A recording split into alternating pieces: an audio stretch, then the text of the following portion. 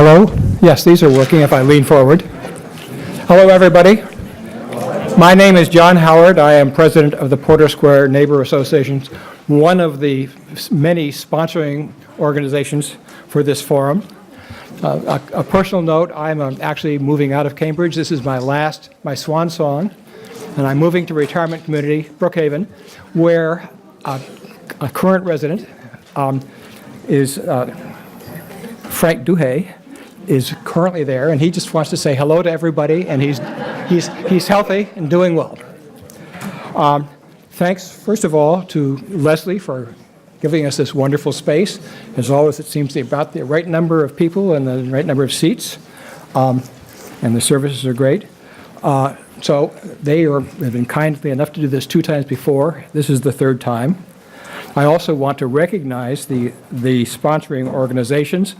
Apart from Porter Square Neighbors Association, we have another PSNA member here. Susan Hunsaker is our secretary. Ruth Riles is also vice president of PSNA and also is representing the neighborhood 9. Or actually Ward 10, the Ward 10 Democratic Committee. Phoebe Sinclair, Phoebe, where did you go? There you are. Is the heart and soul of the Agassiz Neighborhood Committee.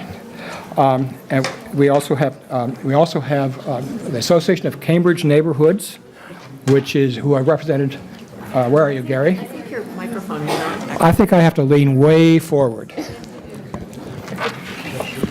Or borrow ours. How about this? Does this work better? Is it on? Okay.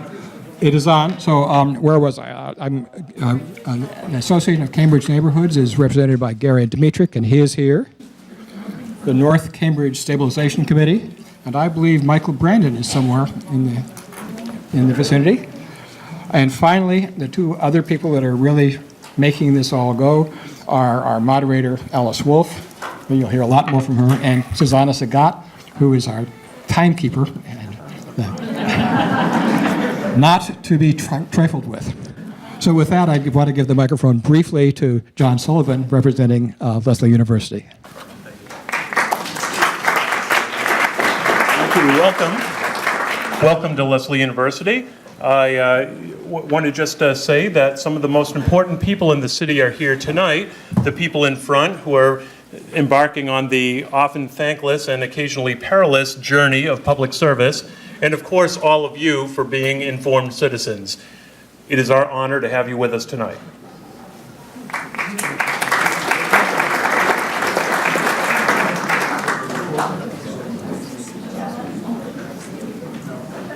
Oh, and with that, I'll give it back to John Howard. And in 3 words or less, I give you Alice Wolf. Thank you. Let me see if I can turn it up. Okay, All right, can you hear me? Okay, let's replace this. I'll put that. good. People who used to be candidates have learned to project without a microphone. I want to join John and welcome you all here. I think he said earlier, this is the 3rd time we've had this show, except we've had different people sitting at the tables. So we're very delighted to have all of you from the neighborhood here with us. Before we start with the candidates, be patient for a minute.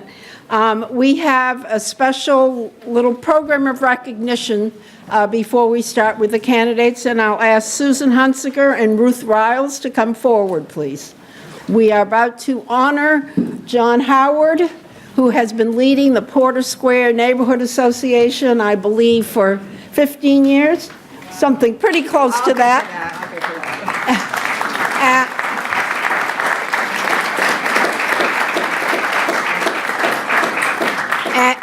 And he has been running this particular event again, even though he no longer lives in the city. Imagine that. So he's just terrific, and we want to honor him. Susan.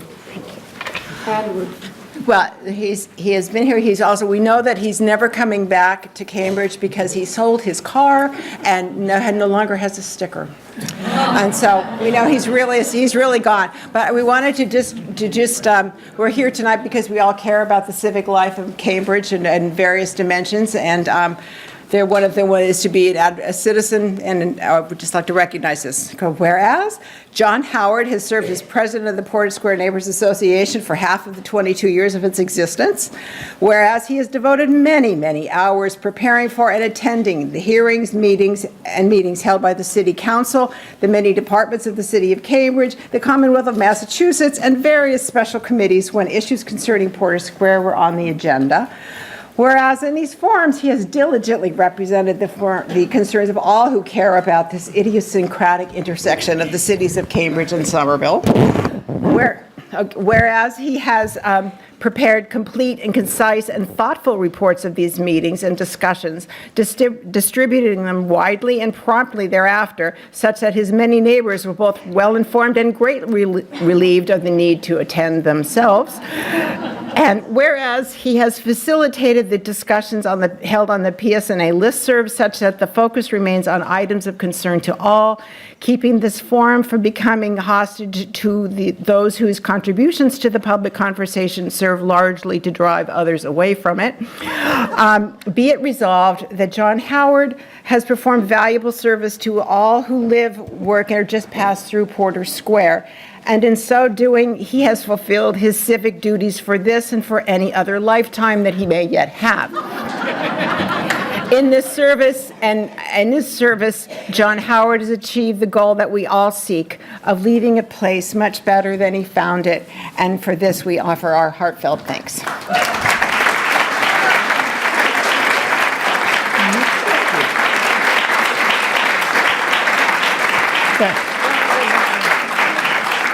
Thank you all. I'm deeply touched, and I am proud to have been a resident of Porter Square and a participant in the life of Porter Square and Cambridge all these years. By the way, I do want to say I forgot to mention CCTV. They're sitting in the back of the room taping this. They were unable to, they were hoping to do it live to the air, but that turned out to be not possible. So they're going to get it on air hopefully by tomorrow. Also, let me remind you that on election night, they run a long show as the returns come in and they talk about it, and it's worthwhile watching CCTV, assuming you don't want to go down to and actually watch the ballots not get counted.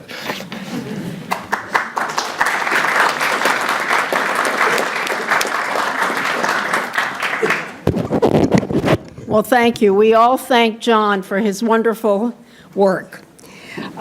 Just as a reminder, before we get started, we are going to be electing 9 city councilors and 6 school committee members on Tuesday, November 7th. The polls are open from 7 a.m. to 8 p.m., so just remember that right now. And Cambridge uses proportional representation voting, a ranked choice voting system.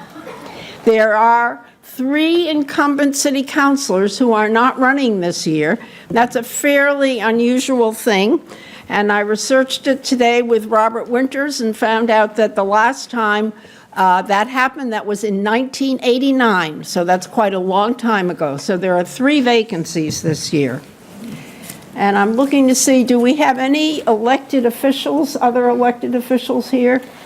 I don't see any right this minute, but we'll may make announcements in the future. So tonight we're going to have 3 panels of city council candidates, all the city council candidates who were able to put this into their schedules. And for each panel, each candidate will have 2 opportunities to speak. The first round, each candidate will respond to one of a series of issues and questions which they received ahead of time and which presumably you have a copy of. If you don't, I'm going to be reading them before the panel starts. These topics were gleaned from feedback that we got from various community members and groups. For round 2, each candidate will have 2 minutes to answer the questions What do you bring to the city council in terms of your abilities, knowledge, priorities, and experience with consensus building? And believe me, consensus building is a very important part of this job. With so many candidates, we're going to have to keep to the schedule that I just outlined. And you've heard, so we have Susanna Sagat here to tell me and to tell the candidates when they're running out of time. So we have it before us now. Well, we have most, not all, of the panel one. They all said when, at what time they'd like to come. So I'll read out who the panelists are supposed to be, and they'll probably be coming in. We have Jan Devereaux, Brian Sutton, Symbol Siddiqui's not here yet, Elon Levy, Quentin Zondervan, and Jeff Santos are on these panels. If they come, they'll get their chance to answer. The topic areas that they will respond, remember, to one of these. Each one is chosen, which one he or she wants to respond to, are the following. 1, accountability. What mechanisms would you propose to hold city officials and developers accountable for their promises around development projects in the city? How should city councilors ensure that developers deliver what they promise and that city ordinances are enforced? Housing. What are the key, this is the second one, housing. What are the key issues with housing in Cambridge, and how do you propose to address them? 3, climate change. What specific actions would you take to ensure that the city has resilience in light of environmental changes and/or catastrophic weather? And we've certainly seen enough of that around the country and around the world. 4th, social safety net. What are the holes in our safety net, and what would you propose to mend them? And lastly, congestion. Specifically, what would you do to improve the balance between the competing needs of drivers, bicyclists, pedestrians, and public transit users? So that's the series of topics. Now, do all of you have those questions in your hands? Or there might be some outside. Somebody, Ruth, would you get some and sort of hand them around? Maybe easy. Oh, okay, somebody's bringing them in. Thanks. So, all right, we're going to start right here with, we're going to go down the table for the first round, and then we'll mix it up a little later. Jan Devereaux.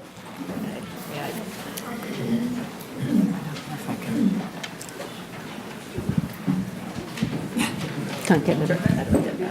Okay, hi, is this on?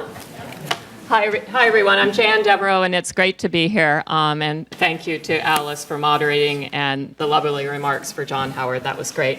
I chose tonight to speak about accountability because I think it actually overarches everything and all the work that the council does as public servants. And I think accountability has been one of the hallmarks of my work as a counselor in this first term.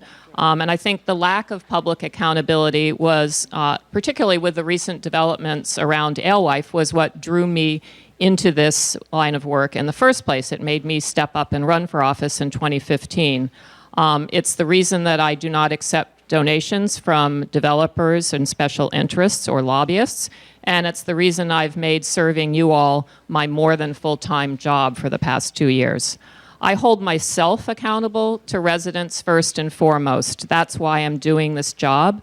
And I work very hard to provide the level of responsiveness, attention to detail, and follow-through that many of us have felt has been missing in a lot of areas, and not just with regard to development, although that's what prompted the question, but with things like traffic enforcement, street and sidewalk construction management, even progress with our own policy work, things that have stalled, the outdoor lighting ordinance, beekeeping. All of these are examples of places where our own accountability to you all is falling short. And I know that the Porter Square neighborhood in particular has felt burned in at least two recent instances where developers were not held accountable to following through with plans that had been approved. They were either changed midway, like the hotel on the corner of Mass Ave and Upland, which started off as residential apartments and then midway through changed, and people weren't informed and felt a little bit misled. Or they were poorly executed with long delays and designs that kept changing, like the other hotel, the Porter Square Hotel with the public garden, which I think we can safely say has been a pretty big disappointment. In both cases, residents were rightfully frustrated with the lack of transparency and communication and enforcement. And too often, we all, and I still count myself among you, are put in the position of watchdogging. So I'm going to cut to the chase because I'm running out of time. What I would do is to create an office of a public ombudsman. This is not a new idea. It's been kicked around since at least 2012. Every time it gets suggested at the council level, it somehow gets charter righted, tabled, sent to committee, and die. I think it's time for this to come back. This would be somebody independent who could liaise across all city departments, who would help residents navigate the permitting process and be heard. Thank you. Thank you, Jan. Thank you, Jan. Thank you. And my advice is to watch Susanna. Not too much, just a moment. Before we hear from Brian Sutton, I want to call out Marjorie Decker, who I saw walk in. Where is she? There she is, our state representative. Our wonderful state representative. And also, I did see another wonderful Cantabrigian in the hall, and I'm wondering if he's in the room. Jimmy Tinkle, are you here? Where is he? Oh, there he is, okay. Jimmy Tinkle's a great Cantabrigian, and he is a candidate for lieutenant governor. Think of that. Okay, now, back to local politics. Brian Sutton. Hello, can you guys hear me okay? All right, good. So my name's Brian Sutton. For people I haven't met, I grew up in upstate New York, and I went to college in Colorado to have a degree in engineering. I've worked as a professional engineer for the past 11 years. I'm really happy I went to the community Agassiz meeting last week and listened to the discussion on the 1791 Mass Ave development, because what I took out of it was that each development's really original, and each one has its own specific problems and issues, and it's not so much as setting a standard policy going forward, but somebody who's going to keep coming back and listening to each community on each specific development piece by piece, because each one has its own individual quirks, its own individual needs, and the different communities in Cambridge do have different wants and interests. So that being said, I also think for affordable housing, there's a lot of information going on, and basically the approach, right? We've increased inclusionary housing. We've maintained about 15% inclusionary housing for the past several years, not gaining much, not losing much, pretty much staying standard with that. Haven't really made too much gain on the price of housing, right? Price of housing has gone through the roof. So as an engineer, the way I approach this problem is we get all the data sets, right? We look at the inclusionary rate went up to 20% recently. What is the projected impact going to be for the next 5 years? What's the number going to be in 5 years? There's a couple different proposals on making it economically harder for out-of-state developers, out-of-state people to come in, buy, either not use the house, let it sit there vacant, or try to flip it and make money on it. Recently, they went to the city manager with looking in to see what a transfer tax might look like. There's also could be a high rate tax on out-of-town owners. But implementing this stuff would also mean looking at 5 years from now, what would be our projected impact on the cost of a single-bedroom apartment? And that's really what I see is missing from this. We have a lot of different initiatives, a lot of great ideas, but they have to be measured out. They have to be projected. We should very firmly know what the impact of each one of these ideas is going to be in 5 years. And then, after a few months, if it's not on projection, we got to figure out why and adjust. But this is the type of stuff that I bring from my professional career. So, again, my name is Brian Sutton. I thank you for your time and coming out tonight. It's a lot of people here, so thank you.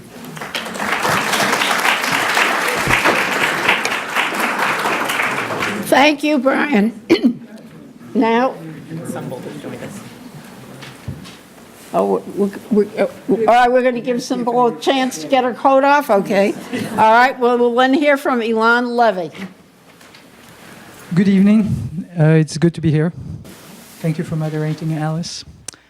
I think I met you, at least a good part of you, maybe 2 years ago, on one project that was challenging you on planning. But before I go there, my name is Ilan Levy. I come from Brussels, Belgium. I moved to Cambridge 14 years ago.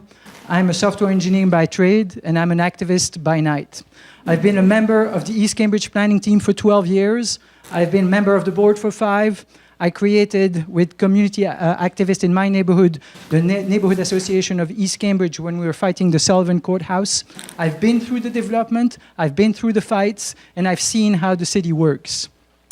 I've grinded out at every time and every opportunity. The problem that we have in Cambridge, and this is where I'm going to challenge you, because the last time, at the end of the debate, I was told that my project was too ambitious for an election of city council. So again, I'm going to challenge you this year to my project, which is to change the form of our government. The form of government of city manager exacerbates the problem that exists all around. Because the manager is revenue driven, that's his job and his purpose, he has to actually grow as much as possible the commercial tax base in Cambridge. The way he does that is by allowing as much density as possible or as required by the developer on the parcel that they purchase in Cambridge. This is how it works. And the City Council, over the last 30 years, has never refused a special permit. So basically, we have actually a City Council who has certain authority over zoning, but never exerts that authority with any kind of significance so as to alternate or change the projects that are ongoing. And I'll point to the perfect example. We have right now the Volpe Development Center in Kendall Square.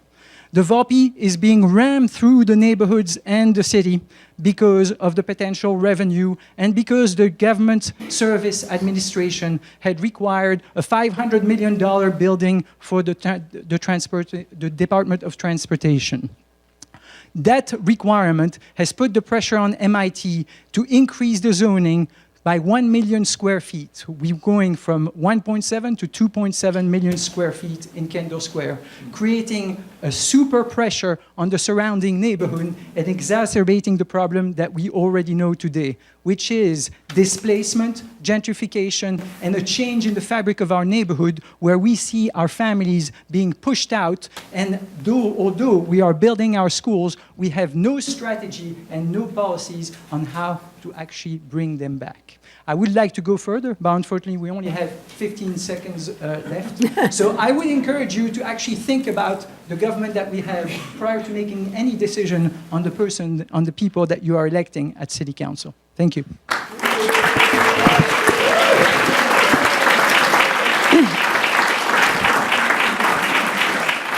Thank you very much. Symbol? Do you want me to go, or? Yes. Should we? Okay. Symbol Siddiqui. I can go. So is it a minute for introduction, or just 3 minutes in general? 3 minutes to answer Great. one of the questions. Awesome. So, hi everyone. My name is Symbol Siddiqui. I'm so sorry for running late.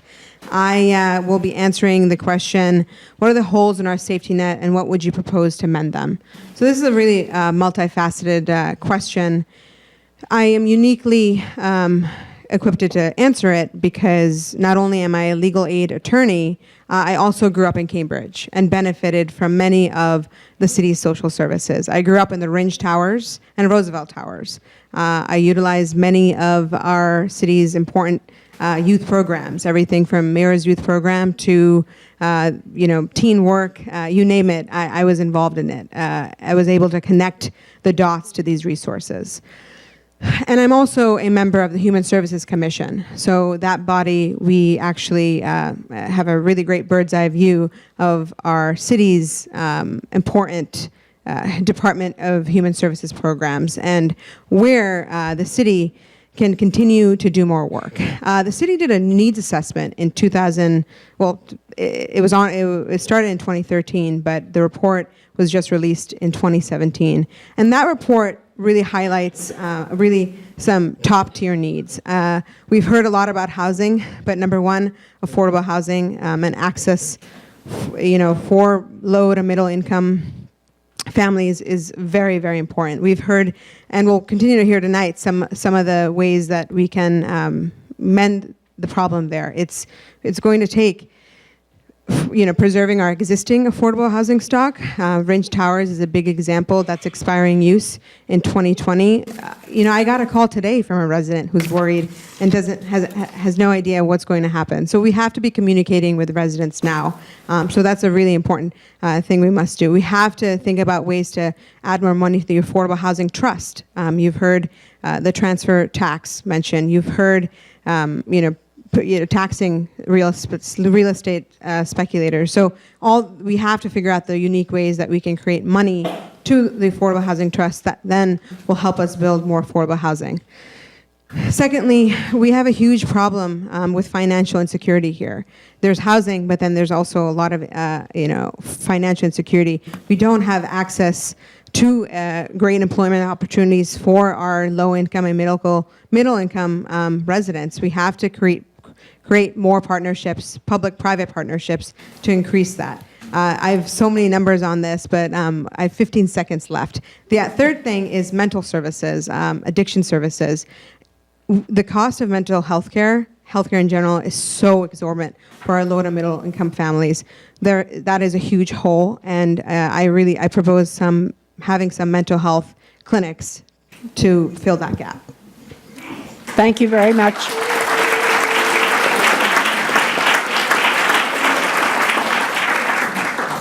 Quentin Zondervan.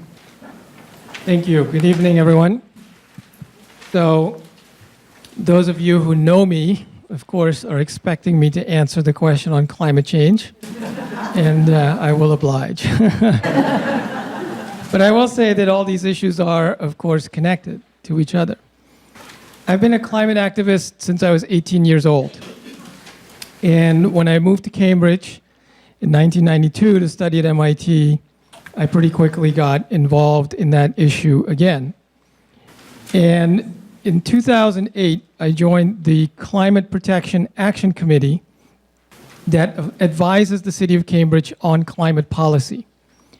And one of the first things I did was to start advocating for a climate vulnerability study, which the city has now just completed this year. And there's two main vulnerabilities that I want to highlight. One is flooding, and the other one is the urban heat island effect, where all the concrete and asphalt traps the heat and re-emits it at night. And these are both very dangerous threats to our community. On flooding, the city just recently did a pilot study where they looked at what we could do to reduce our flood risk with green infrastructure. So this is replacing asphalt pavement areas with grass, trees, other kinds of planting materials. And I've actually done this at my own house. I ripped up the asphalt on the driveway and replaced it with green infrastructure. And the study found that we could significantly reduce our flood risk by doing this because it allows the flood water to soak back into the ground instead of clogging up our stormwater systems. So I would push very hard for implementing a very aggressive implementation of green infrastructure in our city. The urban heat island effect is also related to pavement, and it's mitigated in part by protecting our tree canopy.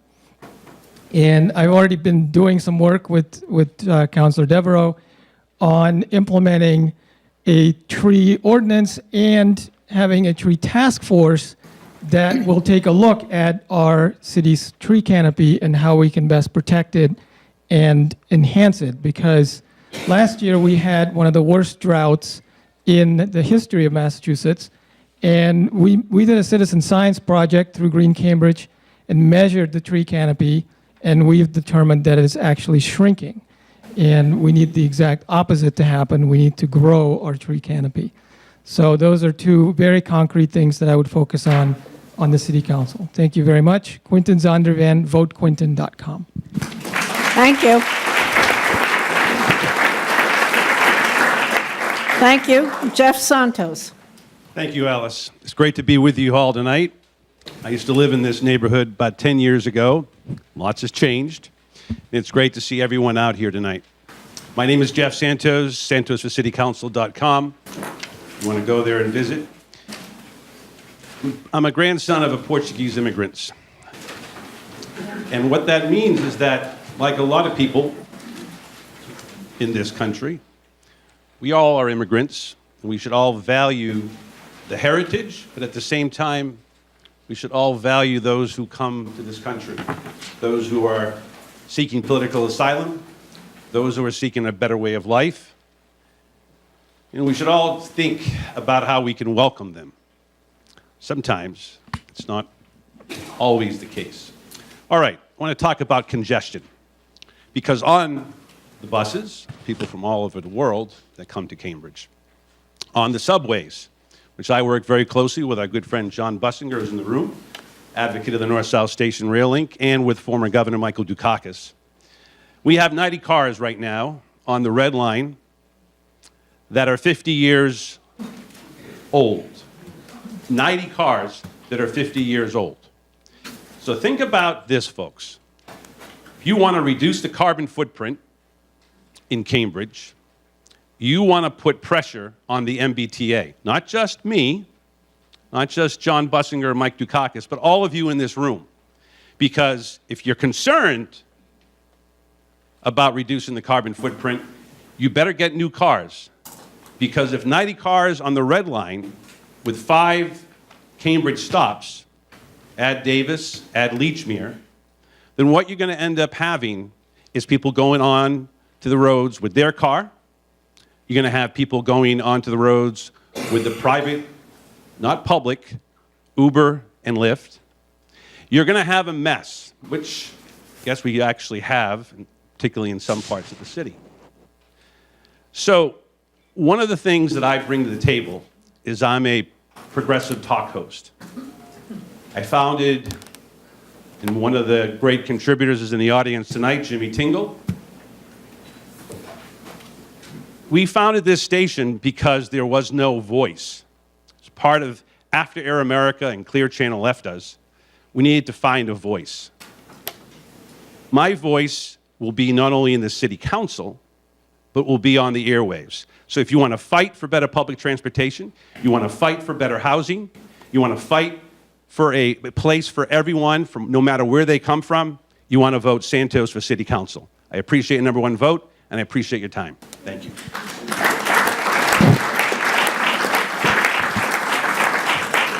Thank you. So now we have completed the first round. Give everyone a can.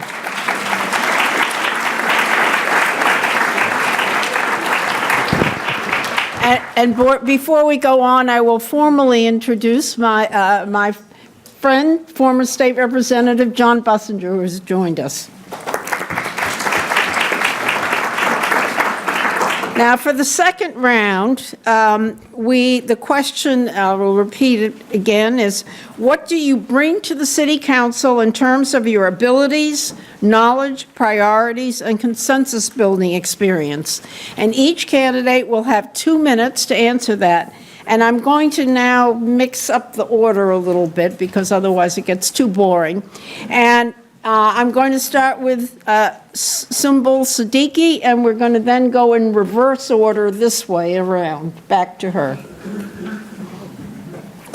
It's always good to start with this way.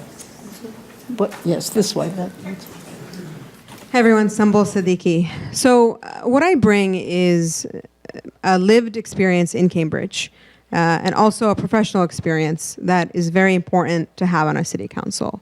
The lived experience points back to growing up low income in Cambridge.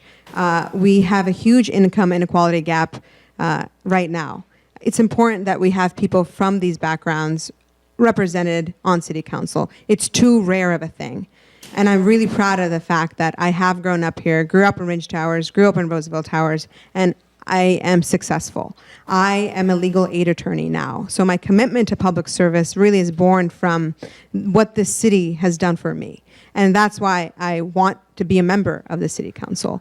As an attorney, day to day, I have clients. I am listening. I am problem solving. I am making sure that my clients get what they need. I see this role as a city councilor an extension of the service that I have experience with. As far as consensus building, I am a member of various boards. I am a member of a union myself as well. There have been many experiences where you have to have those tough conversations. You have to relationship build. And that's really what I bring. It's this collaborative approach. It's humility. It's, saying, you know what, I'm wrong at this. I see your point here. Let's work together to improve this problem.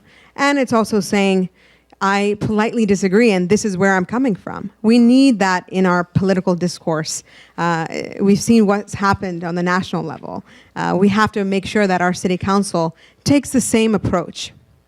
And really, that's, as a person who I am, I'm someone who's very qualified and very committed to the city. So I hope to earn your #1 vote on November 7th. My website is votesumbul.com. Thank you. Thank you. Thank you.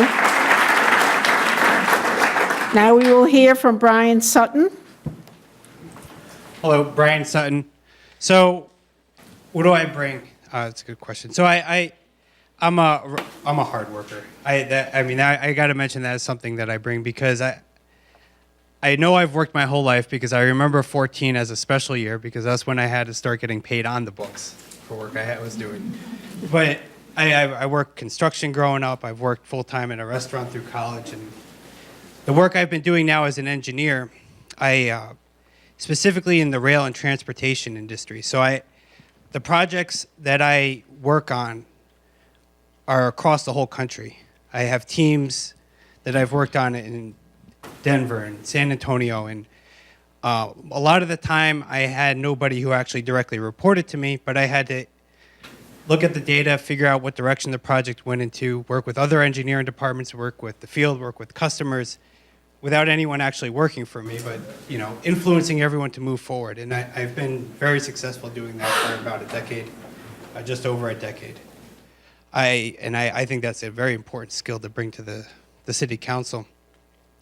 The other thing I have is I recognize that every one of these problems that we're talking about, the climate change issue, affordable housing, they all stem because there is a corruption in our government, and a lot of the decisions and legislation are built around institutions that have larger money and corporate interests in mind. And that's what we're dealing with. And it is a giant issue. I propose that, and I'll say another thing. So there was a poll here in Cambridge, and they found that 74% of the people in Cambridge were concerned with the amount of money being spent on city council races. And there are candidates who are saying they're not taking money from developers specifically for this reason. So I propose public funded elections, I propose term limits, and I propose a longer cooling off period after you leave office to when you can work for a developer or a lobbyist firm. But my name's Brian Sutton. Thank you for your time, and have a good evening. Thank you, Brian. Jan Devereaux. Hi, thank you, everyone. I think what I bring to this job are a lot of different things. First and foremost, I'm a communicator. I have 2 Ivy League degrees, neither of them from Harvard. One in English, one in English from Princeton, and one an MBA from Columbia. And I think that gives me a unique skill set in that I am a creative person. I have a great attention to detail, but I also have a firm grasp of the real world. I also have, I think, an incredible work ethic. You don't get to where I've gotten without being able to do your homework and be a really good student, and my husband can attest to how hard I've been working these past 2 years. I'm a community organizer. I got my start organizing a neighborhood group, bringing people together, and one of the things that I look forward to doing, if you guys elect me for a second term, is continuing to work with residents, advocates in the community, experts in the community. It's not at all a thankless job. It's a great job, and people, many of you have thanked me for the work I'm doing, and that keeps me going. I look forward to working with a number of people in this room and at this table. As Quentin said, climate change is our biggest existential threat. I look forward to working with him on trees. I've been doing a lot of work on that. They're a front line of our response to climate change. I look forward to working with Dennis Carlone on Envision Cambridge. In part, that whole process came about because of resident advocates asking for a master plan. Now we have one in process, and I want to help see that through. I want to continue to work on Vision Zero efforts and get it right about how we share our streets for sustainable, safe transportation. That takes engineering, education, and enforcement in equal parts, and we're not there yet, I'll admit that. And I want to work with Sumbul on mending that social safety net. That's a huge part of our response to climate change, is making sure that we have a strong community. So I really hope you give me your #1 vote, and thank you for coming tonight.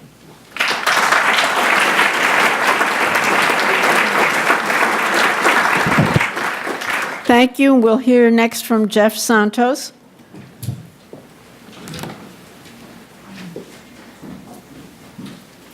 Thank you. Well, let me talk about something that I actually did that I'm both proud of and was somewhat historic in my media field. Back in 2012, Reverend Jesse Jackson and Governor Michael Dukakis had not been in the same interview or in the same room together since 1988. So at the Democratic National Convention where I was doing my show, we had the opportunity to bring them on together. Now, you say, all right, well, that's no big deal. Two political figures, come on.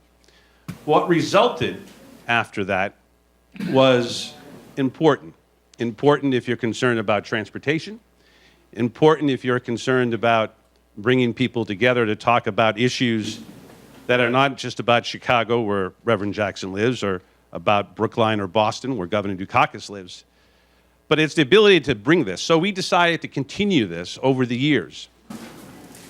And, you know, Reverend Jackson doesn't spend a lot of time in Brookline, Massachusetts. And as much as Governor Dukakis is concerned about urban policy, he doesn't spend much time in Chicago either. So I think it's important to bring people from different walks of life. Of course, I want to work with people on the city council. Dennis and Jan and the rest of the folks that are here tonight have done wonderful work. But I go back to the idea that sometimes you have to lead, and you have an opportunity with me to have a platform to fight for you. Besides city council, I can go on the air and I can, with your help, advocate for issues that are important to the citizens of Cambridge. Thank you. Thank you. Quentin Zondervan.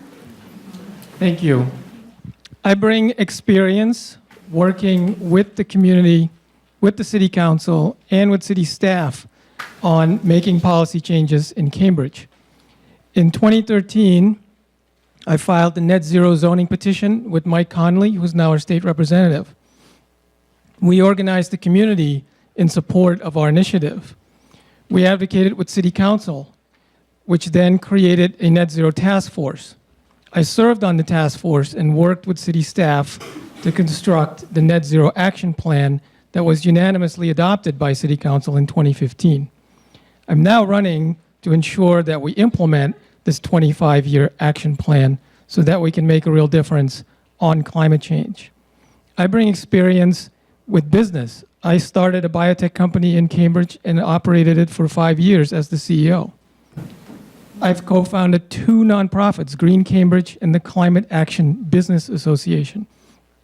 And one thing that probably you don't know about me yet is as a student, I co-founded the on-campus environmental organization, which we actually ran using the consensus process, where everyone had a voice in making those decisions. So I have direct hands-on experience with consensus decision-making process.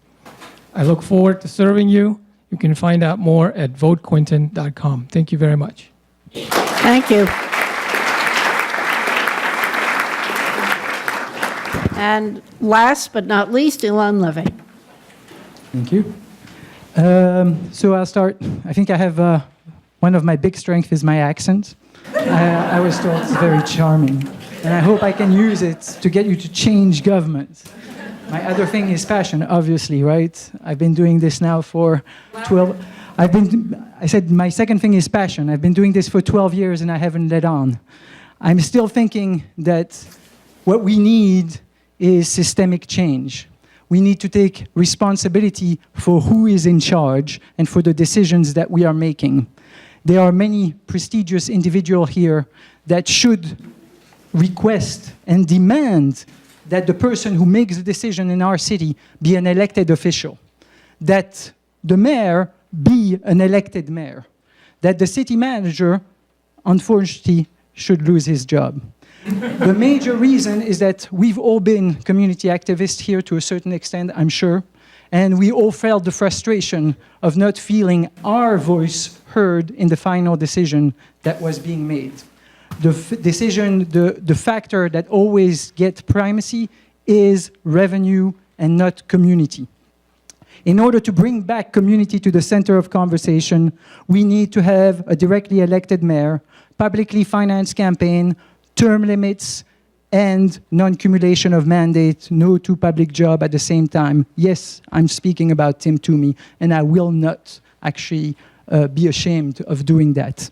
For every job, there should be one individual. Our democracies are about accountability, transparency, and engagement. If we want to be engaged, if we want to be transparent, if we want to do something different, we have to change the system. And trying to elect different individual expecting a different outcome when the box stays the same is unfortunately a ludicrous attempt.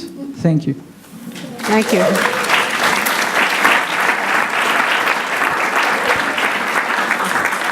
All right, we're done with this panel. Let's give them a hip, hip, hooray!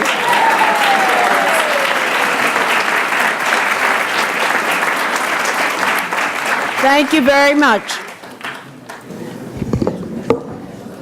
Well, here we are again, and we have our second set of panelists. Now I think they did amp up the microphone, so you hopefully you'll be able to hear everybody very well. Not everyone, all the candidates have come, but we're going to get going, and as they come in, we'll give them their turn. I'm going to repeat, and I'm sorry for those of you who heard this already once, the topic areas. As you know, we're going to have two rounds of, the candidates will have 2 rounds to be able to answer questions. And the first question, 3 minutes, will be on one of several topics and questions that the candidates have had ahead of time. And the second one is a briefer question that I will read later. If everybody has these, I might not have to read all of these, but I guess even for the TV, it would be good to quickly go through the questions that have been given to the candidates. So the topic areas for round 1 are 1, accountability. What mechanisms would you propose to hold city officials and developers accountable for their promises around development projects in the city? How should city councilors ensure that developers deliver what they promise and that city ordinances are enforced? 2, housing. What are the key issues with housing in Cambridge? How do you propose to address them?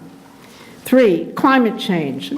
What specific actions would you take to ensure that the city has resilience in light of environmental changes and our catastrophic weather? Next question, social safety net. What are the holes in our social safety net, and what would you propose to mend them? And lastly, congestion. Specifically, what would you do to improve the balance between the competing needs of drivers, bicyclists, pedestrians, and public transit users? And each of the candidates will answer to one of these questions. So we'll start here with Dennis Carlone, first panel. And you have 3 minutes, and Susanna Segat will put up the notice when your time is running out. And how will the time be listed? 30 seconds, 15 seconds. So you have 3 minutes to But not- answer this but question. not before 30 seconds. Not before 30 seconds. She won't harass you until you're after 2.5 minutes, and then she'll start harassing So you. this is getting to be a little bit of deja vu for you all, but you'll have it 3 times tonight. So I'm going to talk about affordability. I'm an architect, urban designer. I've built 2,000 units of mixed-income housing. Much of it is award-winning. The project you probably know best is if you're on I-93 and you're going north in Somerville, if you look to your left, Mystic View Apartments, the project with the green asphalt roofs and the upper 2 floors of stucco, I was the design architect on that. I know housing inside and out. I'm the guy that pushed the master plan, pre-primary education with others. That was my thesis in college, and affordability on the council 4 years ago when I came. I'm also the first guy not to accept developer money who ran for Cambridge Council. So what can we do? We all know there's a great problem. Cambridge is the wealthiest city in Massachusetts. You probably all know that we have over $200 million in the bank. Up until this year, on the budget, there wasn't a line item for affordability. All the money came from reserve tax that you've all agreed to, which is great. And it comes out to about $10 million a year. It's not enough. So how do you increase that? The budget line item will increase it, and that will double next year to over $5 million more dollars. I think we can do more than that. I know we can do more than that. It's just priorities. Zoning. I'm a zoning expert. I do zoning. I understand zoning. You put people to sleep. But if you understand zoning, you can say in Central Square, when it was rezoned, 50% of the new construction to maximize the density has to be housing. If you don't do that, it will be office or labs. That's a criteria. Harvard Square, new proposed zoning. I was part of the team that put that together. We did 2 things. We said anything over the allowed height of 65 feet has to be housing. You want people to live in the square for many reasons, but number one, it supports retail 4 times more than office space, and it makes a place that people want to be in much more. You have to look at city lots a little differently, the parking lots. I'm not saying get rid of the parking, I'm saying put it below grade. We own that land. Land is the most valuable thing in Cambridge. You put 2 levels of parking below grade, and you build affordable housing or open space on top. There's something called creative implementation strategies. There's a new bill, an act to preserve affordable housing through a local option tenant's right to purchase. This is truly doable. Washington, D.C. has converted 10,000 units from apartment buildings and 3-family houses to become permanently affordable housing. Sean Tierney was at the same meeting this week that I spoke at. Thank you very much. I'm Dennis Carlone. I don't think I said that.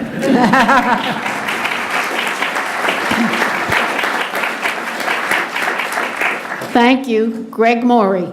The same question? You can answer any one of those questions. Well, we have 5 questions in front of us. Just, First of all, you my pick name is- one. My name is Greg Morey, and each one of them is a good issue. But accountability in housing and climate change and social safety and congestion, that's our community right now. And so bicycle safety we need in the city of Cambridge. It's been approved 20 miles of construction for bike safety. And we only built 4 miles of safety right now for bike lanes. I think we need more. We can step it up the plate to build more. Accountability, well, we need to hold the developers accountable. So you're going to put it in writing. We're going to get it approved. You might send it up to the governor's office. You might send it over to Marla Healy's office, the Attorney General, and you're going to get it in writing. We're all going to, there's so many different special interest groups in Cambridge that focuses on these issues right here. I would tell you, I'm going to vote yes for every single one of them. And particularly jobs for our youth apprenticeship programs. There's no jobs for our youth in Cambridge. Absolutely no jobs for the people of Cambridge on these construction jobs. Now, talking about green buildings, John Fish is the owner of Suffolk Construction. So I had dinner with him. I had dinner with him and Vicki Kennedy, and he's an expert in green buildings. I can assure you that any buildings that are being built from this point on will be green buildings, and he's an expert. So I would listen to the experts, naturally. And I think a lot of these construction sites, when they have their weekly meetings, all the city councilors should show up. And maybe we should go there with a police officer there and tell them, this is what we want and this is what we're going to do. You're coming into our city to build a building. We expect you to do this and that, and that's it. We've talked about the same question for years now. And since I'm a carpenter, I'm a union carpenter by the AFL-CIO Carpenters Union. And I know climate change. I like to see solar panels on every single building in the city of Cambridge. I want them made in the USA, and I want us to install them. There's nothing wrong with that. And parking, the Volpe site in Kendall Square, the students down there asked for 1,800 units. They can probably get close to it, but there's no parking in Kendall Square. You can't put 1,800 cars in Kendall Square. So that'd be like a dormitory, so they can walk around, bike around, and stuff like that. So I'm on the right issues in the city of Cambridge. And before everybody leaves, grab one of my flyers here. This is a serious, I grew up right across the street. Vicki Kennedy's endorsed me from Washington, D.C. at the national headquarters of the Democratic Party. Thank you.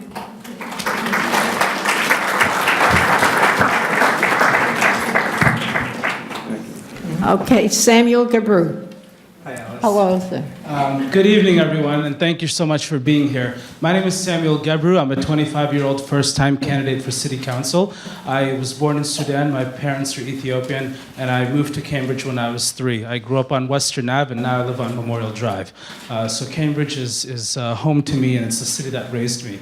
Out of the 5 focus areas for tonight, I would like to talk about housing. For me, economic inequality and affordable housing are the biggest issues in our city. And so, because economic inequality is not one of these, I will talk about housing. So, when it comes to housing, I think that there are several things that we need to do. No silver bullet is going to solve our affordable housing crisis. The first thing that I want to talk about is mixed use and mixed income facilities. So I currently live at 812 Memorial Drive. The property 808 812 Memorial Drive is 3 properties in one. It's 2 residential units, or 2 residential buildings. It's 1 office complex. There's a gas station. There's a Dunkin' Donuts. There used to be a bank. And then we also have a dry cleaners. And we're on a bus route. We have 3 buses, 64, 70, and 70A. Across the street, there is a park. And then within 5 minutes, you can go to Whole Foods, Trader Joe's, Micro Center, etc. So it's a fantastic, and we're also by the river. It's a fantastic location. It's a very dense property, but it works. It's a mixed use and mixed income facility. I think that that's what we need to do more of in the city of Cambridge. Our zoning policies are exclusionary. My campaign motto is building an inclusive Cambridge. And part of that is rethinking the way that we do zoning in this city so that we are not segregating people based off of their zip code or based off of their street and making sure that there's more integration. Ringe and Latin should not be the only place that our students are finding social integration. It should happen in the home place as well. And for those of you who wonder whether these dense buildings work or not, they do. You know, you meet your neighbors in the community room, you meet your neighbors in the laundry room, you meet your neighbors in the park, you meet your neighbors during all the different tenants council functions. It's possible.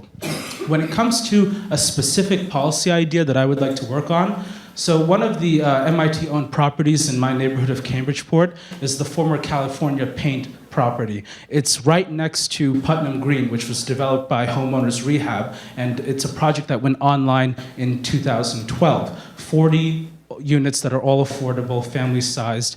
And so what I would like to do is work with MIT as a city councilor to see if we can take over California Paint. The university has no plans for it, and they never have had any plans for it, and see if we can convert that into another affordable housing unit in the Cambridgeport neighborhood. It's right on the intersection, the corner of Waverly Street and Putnam Ave.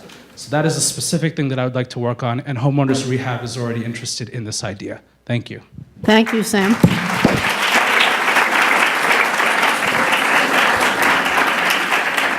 Sean Tierney. Thank you, Representative Wolf, and thank you everyone for being here.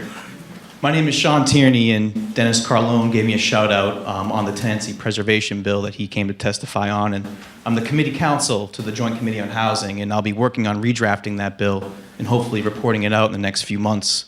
Housing is a complicated issue, and with complicated issues, people look for easy answers.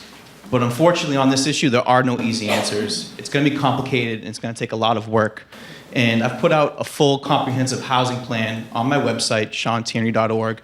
I encourage you guys to check it out, but I'm going to talk specifically about the Alewife area. The city has, rezoned the area, and there's plans already to develop that area in the future. And what I've proposed is planning for the development that happens there, with a statute called 40R. It's the state's smart growth zoning statute. And what that does is allows us to zone for density, mixed use, mixed income, it requires 20%.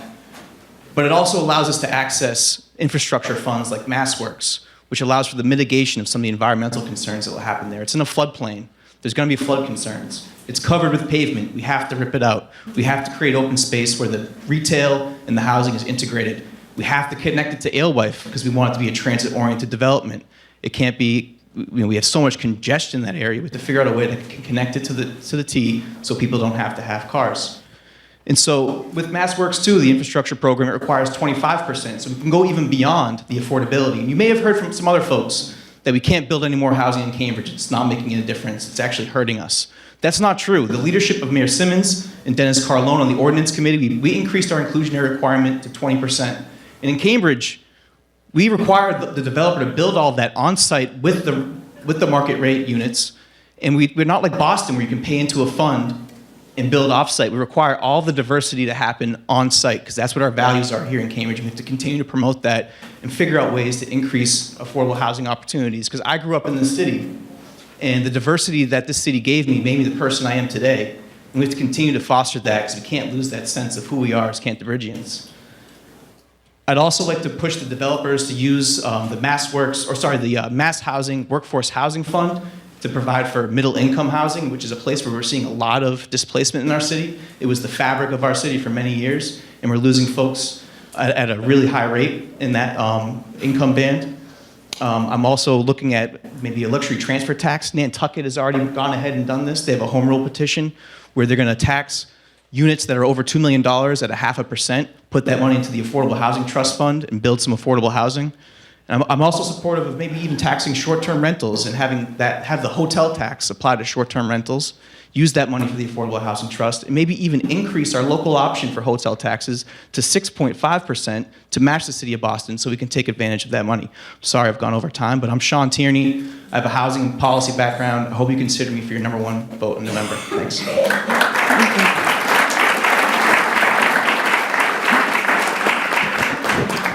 Gwen Volmar.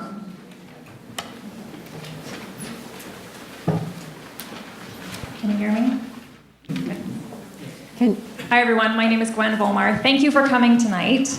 I am going to break the trend a little bit and talk about the social safety net, if you'll oblige me. We'll save the personal stuff until later in the night, but I want to tell you a little about a couple of friends of mine, and I want to talk specifically about the social safety net and stuff. So, a friend of mine, his name is Andrew. He's currently a high school senior here in Cambridge. He, some time ago, his mother got injured on the job and ended up losing that job, and subsequently ended up losing their apartment. Her mom said to that family, "Don't get rid of your stuff. This is temporary. We are not homeless. We are not that kind of people. We're going to put our stuff in storage. We're going to get back into an apartment. We're going to be a family again. Stay a couple of nights with your friends. We'll find some people who can take us for a little while. We'll get back on our feet." Right? That's how that kind of thinking works. Another friend, Donna, okay? She was evicted from her apartment. What happens when you get evicted is constable comes with a large moving van, and within about the span of an hour, they clean up your 3-bedroom apartment and take it to Lynn, where they own your stuff now at the rate of $300 a month. So, I've got Donna, who's trying to make the decision between spending the little money that she has, between saving her stuff, including her parents' ashes, including her daughter's keepsakes, including all of her important paperwork, and saving up to pay the down payment on another apartment. I've got Andrew, who, by the way, that temporary situation was years ago. He continues to be homeless to this day. Andrew's a high school senior. He never saw his report card until after his junior year of high school because he's bouncing around. He doesn't have an address. Those come out by mail.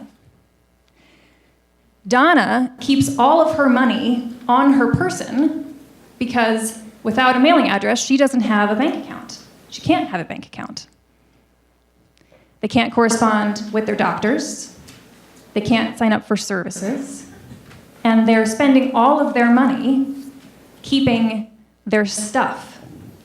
What I'm proposing is a dedicated place in Cambridge where if you're homeless, you can have a storage facility and a mailing address. This is a simple idea. Mark McGovern has already started to lay some of the groundwork. I'm talking about a dedicated facility, low cost, small space, so that you can keep your important documents, so that you can keep your off-season clothing, including a winter coat, so that you don't have to carry these things on you. The city can take care of you and get you back into being participant in society. For this group of people, it's actually a pretty small step. Thanks very much. Again, my name is Gwen Volmar. Thank you.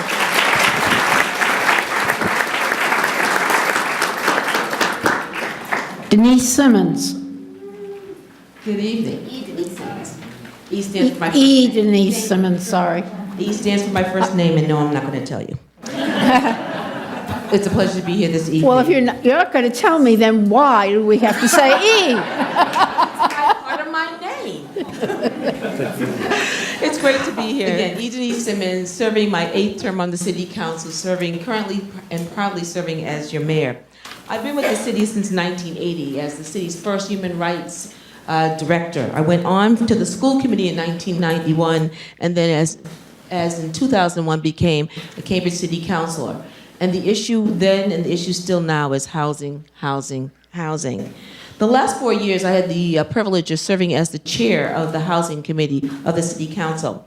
And in that time, we did a lot of different things. One, and most importantly, was we increased the linkage fees, which is a fee that developers will pay to the city, and that money goes into the Affordable Housing Trust. This year, we increased the percentage of our inclusionary zoning, which will mean that there will be more affordable units in our multi-unit buildings, and that's really important. And it was important to do because, as many of you know, the Cambridge Housing Authority recently started their RAD program, RAD, which is Resident Demonstration Project. I think I said that wrong. But it meant that they were going to take units off the market and also not house people. So it was really important that we moved and found ways to increase our housing. And the one thing I asked the City Council to do through the Housing Committee was to make sure that we put 1,000 units of affordable housing in the market, and we continue to do that. It's not easy, but we continue to strive for that. I also proposed a comprehensive housing framework that that's before the City Council now, for us to start thinking about ways that we can stay ahead of the game when it comes to keeping Cambridge affordable and diverse. Keeping Cambridge affordable and diverse. As mayor, I have what's called drop in on the mayor. You can come in any Friday between 9:30 and 11:30 and just drop in on the mayor. What happens so often are residents or former residents come in looking to keep their housing or come back to Cambridge.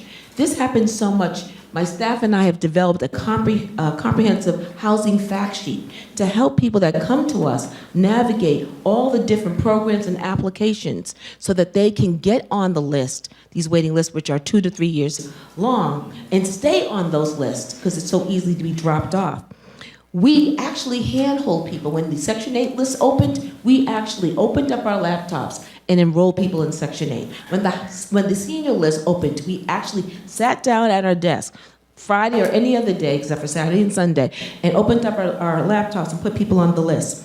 We have to work to change our eligibility criteria for a lot of our programs because we lose too many people through not being able to fit the criteria that we have, and working more closely with our housing CBOs. I want to continue to do that work. I really do believe in diversity. I often say diversity is being asked to the party, but inclusion is being asked to dance. And I want to continue to have the city the rich cultural center that it has been. I ask for your #1 vote on Tuesday, November 7th. Thank you. Thank you.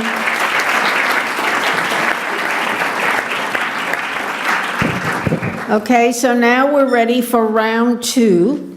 The question for round 2 for each candidate is, what do you bring to the City Council in terms of your abilities, knowledge, priorities, and consensus building experience?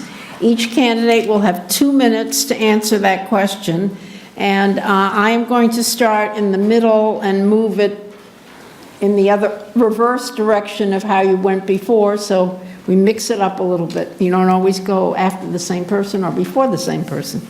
So I'm going to start with Samuel Gabru, and then we'll come to Sean Tierney after that. Let's go in this direction. So I'm a 25-year-old candidate. I've been civically engaged in our city since I was 13. And so despite my relative age, I bring with me half a life of experience to the job. I do want to first and foremost acknowledge State Representative Marjorie Decker, because you gave me my first canvassing gig in 2007 as a sophomore at Ringen Latin, so thank you. And I also want to acknowledge former State Representative Alice Wolf, because I was on the Cambridge, at the time it was the Kids Council, the Family Policy Council, advocating for 17-year-olds to be able to vote in municipal elections in the city of Cambridge, and you were our lead sponsor. And because of you and your trust in our work, we got to the level of a hearing before the Joint Committee on Election Laws. They weren't really enthused by a bunch of 17-year-olds voting, so you know what, they shot it down. But we got to the point of a hearing, and we got to say our piece. It was on August 12th, which is International Youth Day, which was a pretty special day for us. So I want to tell you about my senior year in high school. My Muslim classmates came up to me that year, and they said, Sam, we don't have a Muslim holiday in the Cambridge Public Schools. We think it's important to us. There's a growing number of Muslims in the public schools as teachers and students, and we feel like we would like to have a holiday. I'm an Ethiopian Orthodox Christian. It never came across my mind that this was an issue for some people. But they knew me as a student leader. I had my hand in every assembly during my 4 years at Ringe. And I said, you know what? This is an issue. So about a year later, we were able to successfully have the school committee recognize a Muslim holiday on the Cambridge Public Schools calendar. I am humbled to have led that effort along with our current Vice Mayor, Mark McGovern, who was at the time a member of the Cambridge School Committee. I'm a coalition builder. I know how to get things done. I'm an entrepreneur, and I look forward to serving you next year on the Cambridge City Council. Thank you.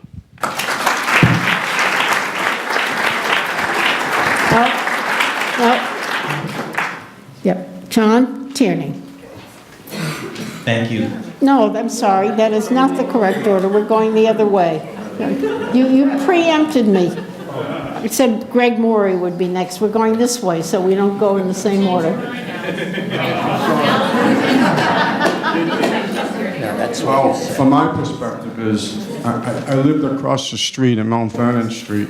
That's where I grew up, in Mount Vernon and Upland Road. And my grandfather had the Montrose Spa down Mass Avenue. We've owned that store 60 years. And Stereo Jack, that was my first cousin. He was the Chief Justice of the Commonwealth of Massachusetts. And since my uncle was picked, he was picked by Franklin Roosevelt, my uncle. And Alice Wolf knows this. He was the director of the Library of Congress. That's very serious business. So while he was a director of the Library of Congress, they wrote the Bill of Rights together. The Bill of Rights, and a lot of you people should remember this. The Bill of Rights that every American should have a job. Every kid should have a job in this community, and they don't have them, and they're going to jail. An adequate wage and a decent living, that's the prevailing wage. Equal pay for women. Equal pay from women came from Franklin Roosevelt. And they thought about this in 1944. That's how smart they were. And I grew up with the man that wrote this. His name was Joe Saiki. A decent home is be the housing projects, I guess, but it came from Franklin Roosevelt. And Medicare, we need medicine in our bodies. So we certainly support Medicare and economic protection, the unemployment benefits, that came from Franklin Roosevelt. And we need a good education. So since we need a good education, there's a lot of smart people out there. There's 190 different nationalities. And we need them here to study, and we can use their brains. We need them.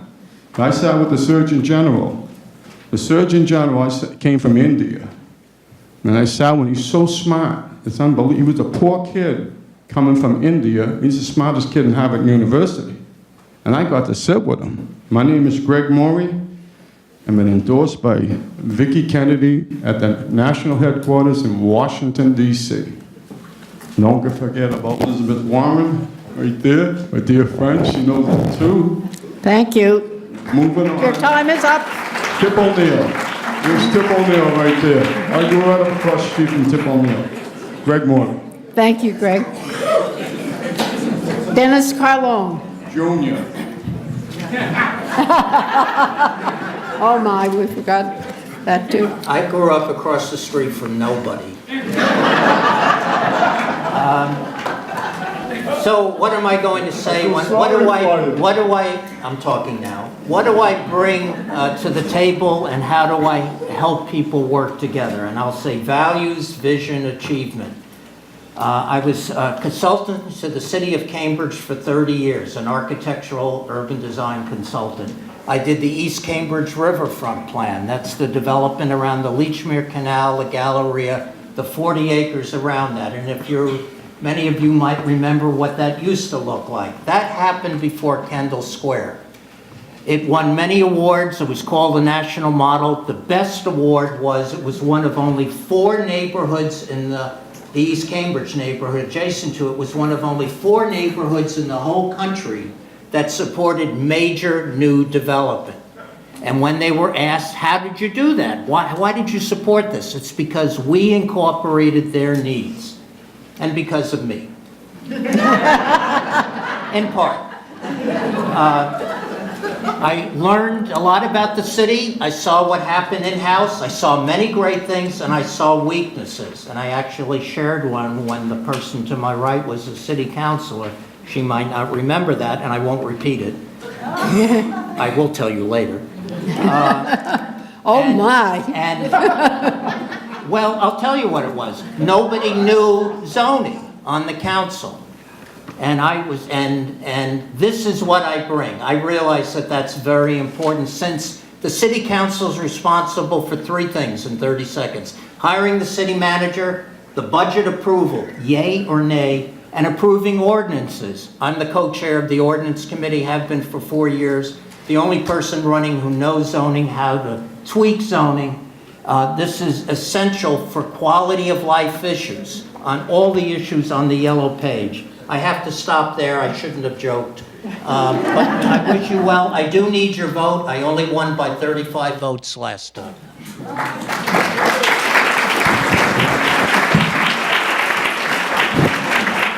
Thank you. E. Denise Simmons. I'm not joking, but I appointed him as ordinance chair. He does a great job. You know, we'll talk after. I started my remarks saying I've been working for the city for 1980, and so I can't talk about everything that's important to me, but very quickly, I am a collaborator, and I do believe that I work well with everyone because I respect the people I work with. And that's the baseline, respecting the people that you work with. But also, in 1980, I grew up in the city, and I remember the days of Woolworths when African Americans could not sit at the lunch counter and eat. But now we're in a city where we have an African American openly gay mayor. Now that means we're on the road, but we're not there yet. And that's why I want to work on issues of diversity and inclusion. That's a priority to me. Housing is not effective if everyone doesn't have an opportunity to have it. Employment policies are not effective now as everyone has an opportunity to have it. And that's where I shine. That's the work that I want to do to make sure everybody has an opportunity to have the richest and most and the best parts of the city of Cambridge. And diversity is something that will happen on its own, but inclusion will not. We have to work at that. We have to make the sacrifices. We have to put in the policies in order to change this climate. We live in a city, and we are very proud to have an African American openly gay mayor, but I can tell you, I have a letter in my office that was written to the gay community saying that, oh, you want to use Longfellow Park? Great. And a week later, another letter said, oh no, we don't support that in our community. But this city would have give out the first marriage licenses to same-gender couples. I say that because, yes, we have moved the needle, but we've got so much further to go. So I want to continue to work on issues and policies and procedures that looks through the lens of diversity and inclusion, and so that we can truly be the city that we are meant to be. Thank you. Gwen Volmar. Hi everyone, Gwen Volmar again. You heard me talk a little bit about my friends, and so now I will tell you a little bit about myself, but that's an important introduction to me actually because a lot of what I want to talk about and a lot of the policies that I propose come from acknowledging that these people who are so often referred to as those people, are actually absolutely our friends and our family members. The people who are users or former users of drugs amongst us are not just the people who live under the bridge. The people who are homeless are not just the ones who are sleeping on your stoop. These are absolutely people who we love and care for and we consider to be amongst us. I know what that experience of struggle is like. I have had the conversation with my partner where we said, I don't think that we can afford meals out. And I have had the conversation with my partner where we said, I don't think that we can afford to take vacations. And I have had the conversation with my partner where we said, if we want to live in Cambridge, we can't afford to have children. That is real, genuine, lived experience. That is what is happening in Cambridge. And it means that when I look at the rising rental crisis in Cambridge, I don't look at it only in dollars and cents. What I look at is I see lost meals and lost vacations and lost families. That's where the policies that I propose are coming from. Genuine, concrete, not abstract experience. We need somebody in that room whose life is on hold until we figure these questions out. And that person is me. I am humbly asking for your vote, number 1, on November 7th. Thank you very much. Thank you.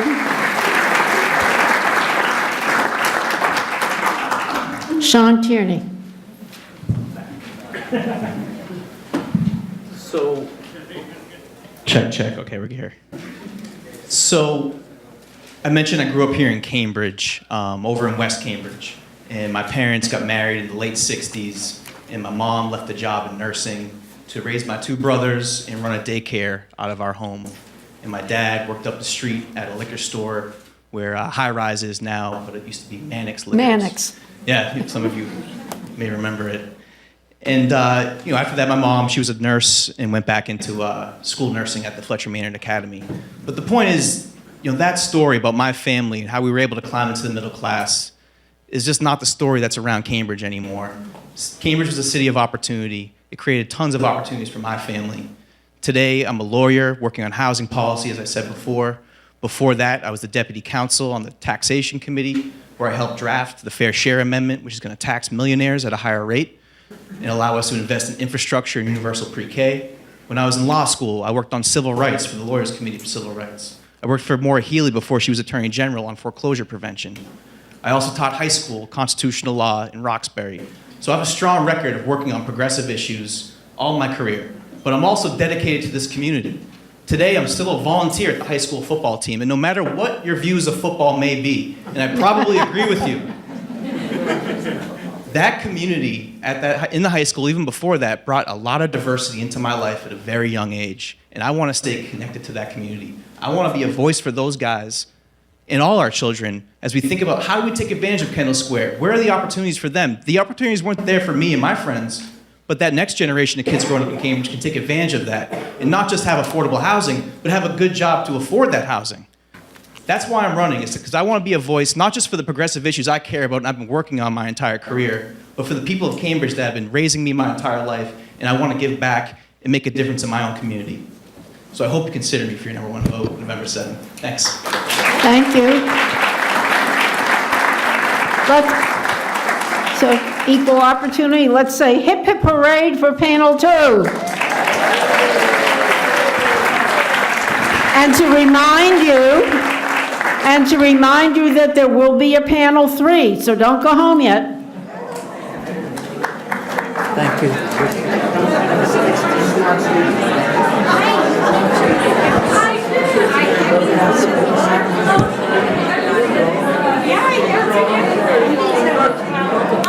Okay.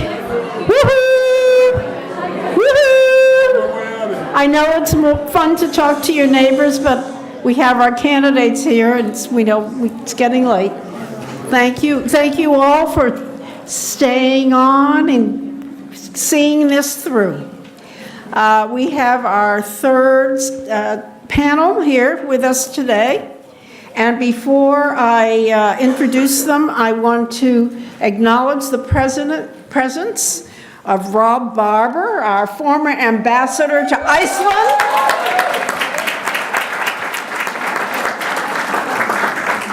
We wish he was still an ambassador, but we're happy to have him here. So for the next panel, we have the same round, alternative questions. I'm going to read them again, particularly for the TV audience. The rest of you may be a little tired of this, but I'll read the 5 questions. The first question, accountability. What mechanisms would you propose to hold city officials and developers accountable for their promises around development projects in the city? How should city councilors ensure that developers deliver what they promise and that city ordinances are enforced? Second, housing. What are the key issues with housing in Cambridge? How do you propose to address them? Third, climate change. What specific actions would you take to ensure that the city has resilience in light of environmental changes and/or catastrophic weather? 4, social safety net. What are the holes in our social safety net, and what would you propose to amend them? And lastly, congestion. Specifically, what would you do to improve the balance between the competing needs of drivers, bicyclists, pedestrians, and public transit users? And I will remind the candidates, we're just asking you to speak to one of these questions. You will have 3 minutes, and Susanna Sagat, who's in front of you, is the timekeeper, and she's rough, so make sure that she'll put up, when you have 30 seconds left, she'll put up a notice. When you have 15 seconds, she'll change it, and when it says time, you better stop. So To start the panel, we'll start with Mark McGovern. We're going to move up the table in this direction. This question now? It's your time. Your time, Mark. My time, all right. Thank you, Alice, and thank you, everyone, for being here. This is an amazing, it always is an amazing turnout here, but this is really great. I'm going to answer the social safety net question, because for those of you who don't know me, I've been a social worker for 25 years with some of the most vulnerable populations in Cambridge and across the state. So my work on social and economic justice is something that I've dedicated my life to, and I carry those values and that work to the City Council. So some of you probably don't know that despite all of our prosperity here in Cambridge, we have a poverty rate higher than the state average. And 18% of our children live in poverty. And when you actually account for what it costs to live in Cambridge, not using the federal guidelines for poverty, 48% of our kids live in homes that are income insecure. On any given night, we have 300 to 500 homeless people in our shelters and on our streets. In 2015, we had 15 deaths by opioid overdose. In 2016, that doubled to 26, and we've passed 26 so far this year. So despite being surrounded by all this prosperity and Harvard and MIT and Kendall Square, we have a lot of people in our community who are struggling to pay the rent, struggling to pay the bills, and struggling to put food on the table. So as a member of the council in my 2 terms, I've been the chair of the Human Services Committee. And I have taken the lead on working on issues of homelessness, opioid addiction, hunger, and housing as co-chair of the Housing Committee with Mayor Simmons. I pulled together like so many of these issues, homelessness, for example, is a regional issue. And so if you picked up Boston, Cambridge, Somerville, Everett, and Chelsea, and you moved us to almost anywhere else in the country, we'd be one large city.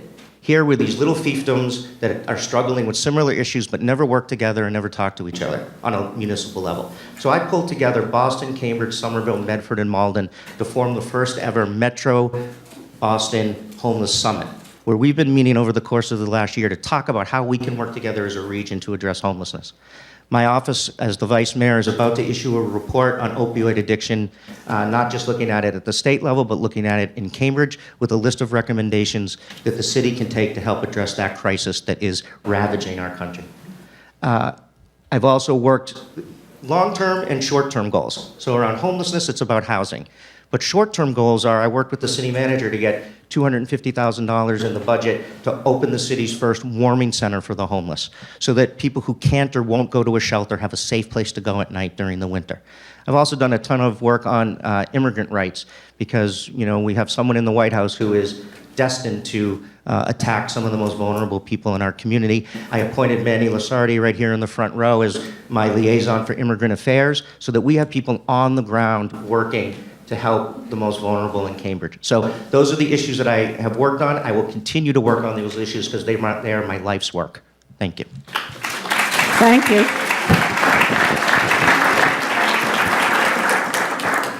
Nadia Okamoto.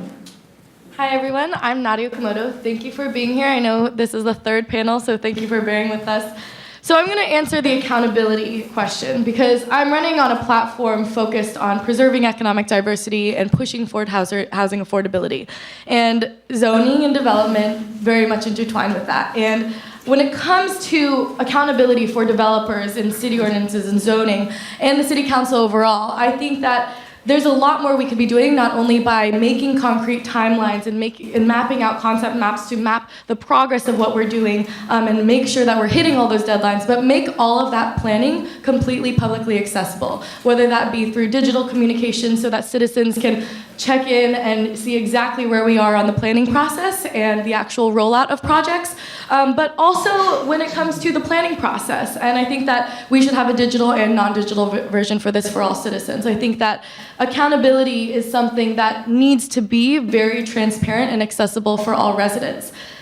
I think that accountability stretches so far beyond real estate development as well, of course. I think that the city can be doing a lot more on terms of involving the voices of constituents, the needs of constituents, and the input of constituents in the planning process on everything from the climate change preparedness plan that we hope to put forward in the next 2 years, the green infrastructure that we want to put forward for flood prevention, education equity initiatives and as well as housing affordability initiatives as well.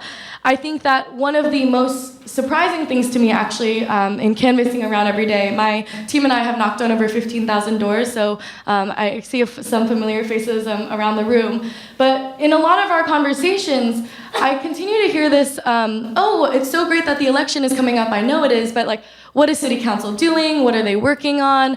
This is a unique room that we're in because the people here are part of the political elite who know what's happening, who are interested in what's happening, and who want to stay up to date. And I think what my goal as the city councilor would be to try to involve more civically for all residents to be able to know what's happening in city council, and if they have something that they care about, an issue they care about, be able to directly send it to any of the city councilors that are elected. I think that this issue of accountability comes in anywhere from knowing what's happening in the city, but also being able to participate. And that comes in with some of the planning board meetings, whether on any of the issues, but making sure that these meetings are at available and accessible times for people who work. Making sure that these meetings are accessible by transportation, and making sure that we're making it very publicly known that these meetings are happening, because I think that this is something we need to be pushing forward for a more transparent council, is to be showing the city what we're working on, and showing the city what the timeline is,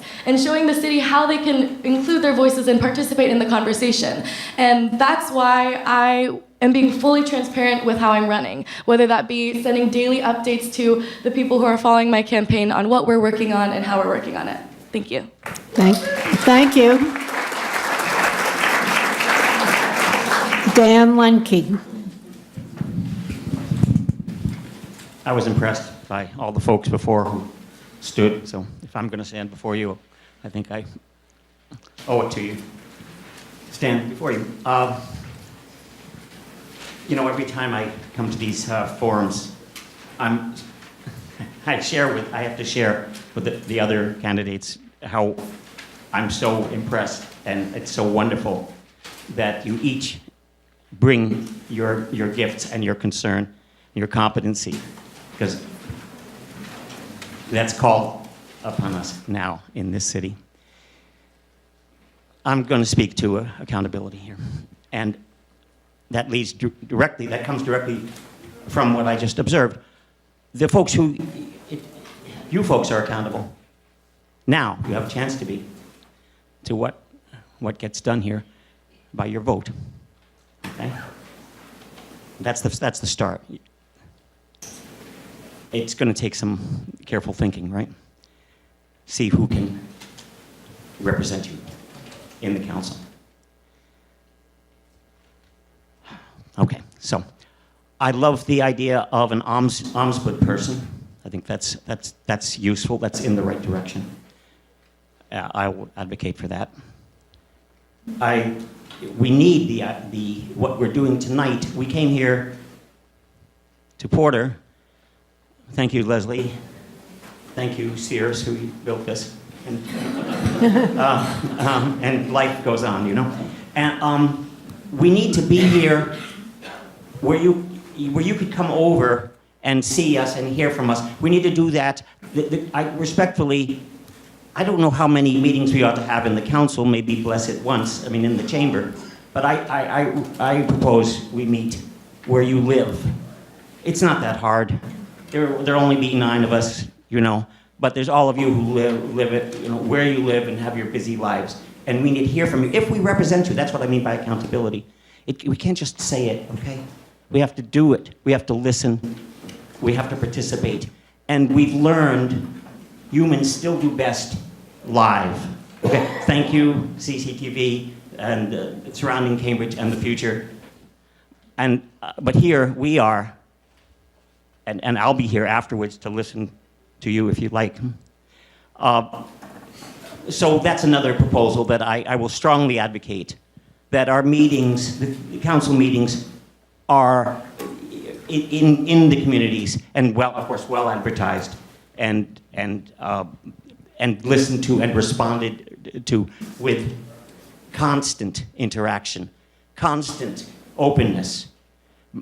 I'm going to work more than full time. I'm a lucky guy. I'm 70. I have the time. I have the children and the grandchildren who have educated me and wonderful wife. So I'll be here to listen to you, work for you, advocate for you, learn from you, and to appreciate all that we have here together. Thank you. Thank you. Batsari Sivangsai. Hi, I'm Batsari Sivangsai. I am a 35-year-old mother running for Cambridge City Council. I'm also a community advocate and an attorney. So I came over to the U.S. when I was 4.5 years old as a refugee immigrant from Laos. It was because of the Vietnam War. It was because of the Vietnam War that we're here in the U.S. I had a really strong community that helped me build opportunities with my parents and with our refugee community, so that when I was able to, after law school, I was able to open up a law firm that helped small businesses, entrepreneurs, families, and other immigrants. And soon after that, I became director of public policy for Councilor Tito Jackson in Roxbury and Dorchester, where I worked with diverse communities on housing, economic development, and education. And through that process, I realized that all the planning that we have and all the ideas of implementation, unless we have accountability, we are not going to get the housing that we need in this region. Right? So I have worked with developers. I've sat there at the tables negotiating, asking for diverse options. And what I find is that developers are human just like us. And if we can find a common space, and if we can set an expectation for them prior to coming to our city, that they will meet us closer to where we're at. I would like to propose that we expand the definition. Cambridge leads in expanding the definition of affordable housing to include moderate to middle income housing. Right now, affordable housing, the definition is quite vague. It is what the person believes it is. So affordable housing right now, when some folks think about it, is low income housing, right? So in order to build more diverse housing options, we do need to preserve low-income housing, affordable housing. We also need to preserve middle-income housing that is here. And we protect that by having, one, for renters, an Office of Housing Stability, so that when landlords and renters have issues, they have a space where they can come and mediate and talk about issues, so that we can develop a plan, a negotiation contract that will allow rent to be affordable, and for landlords to maintain rent so that they can upkeep the home. In addition to that, we need to alleviate housing pressure by putting MIT students into affordable housing on campus. That will substantially allow us to look at opportunities where we can build middle to moderate income housing, and as we plan for housing, we maintain a tracking device so that the developers and the city can report back to the residents and that we're meeting our goals. If you have any other questions about housing or about myself, please feel free to come up to me. I would be happy to talk to you about it. Thank you. Thank you. Alana Malone. Hi, everybody.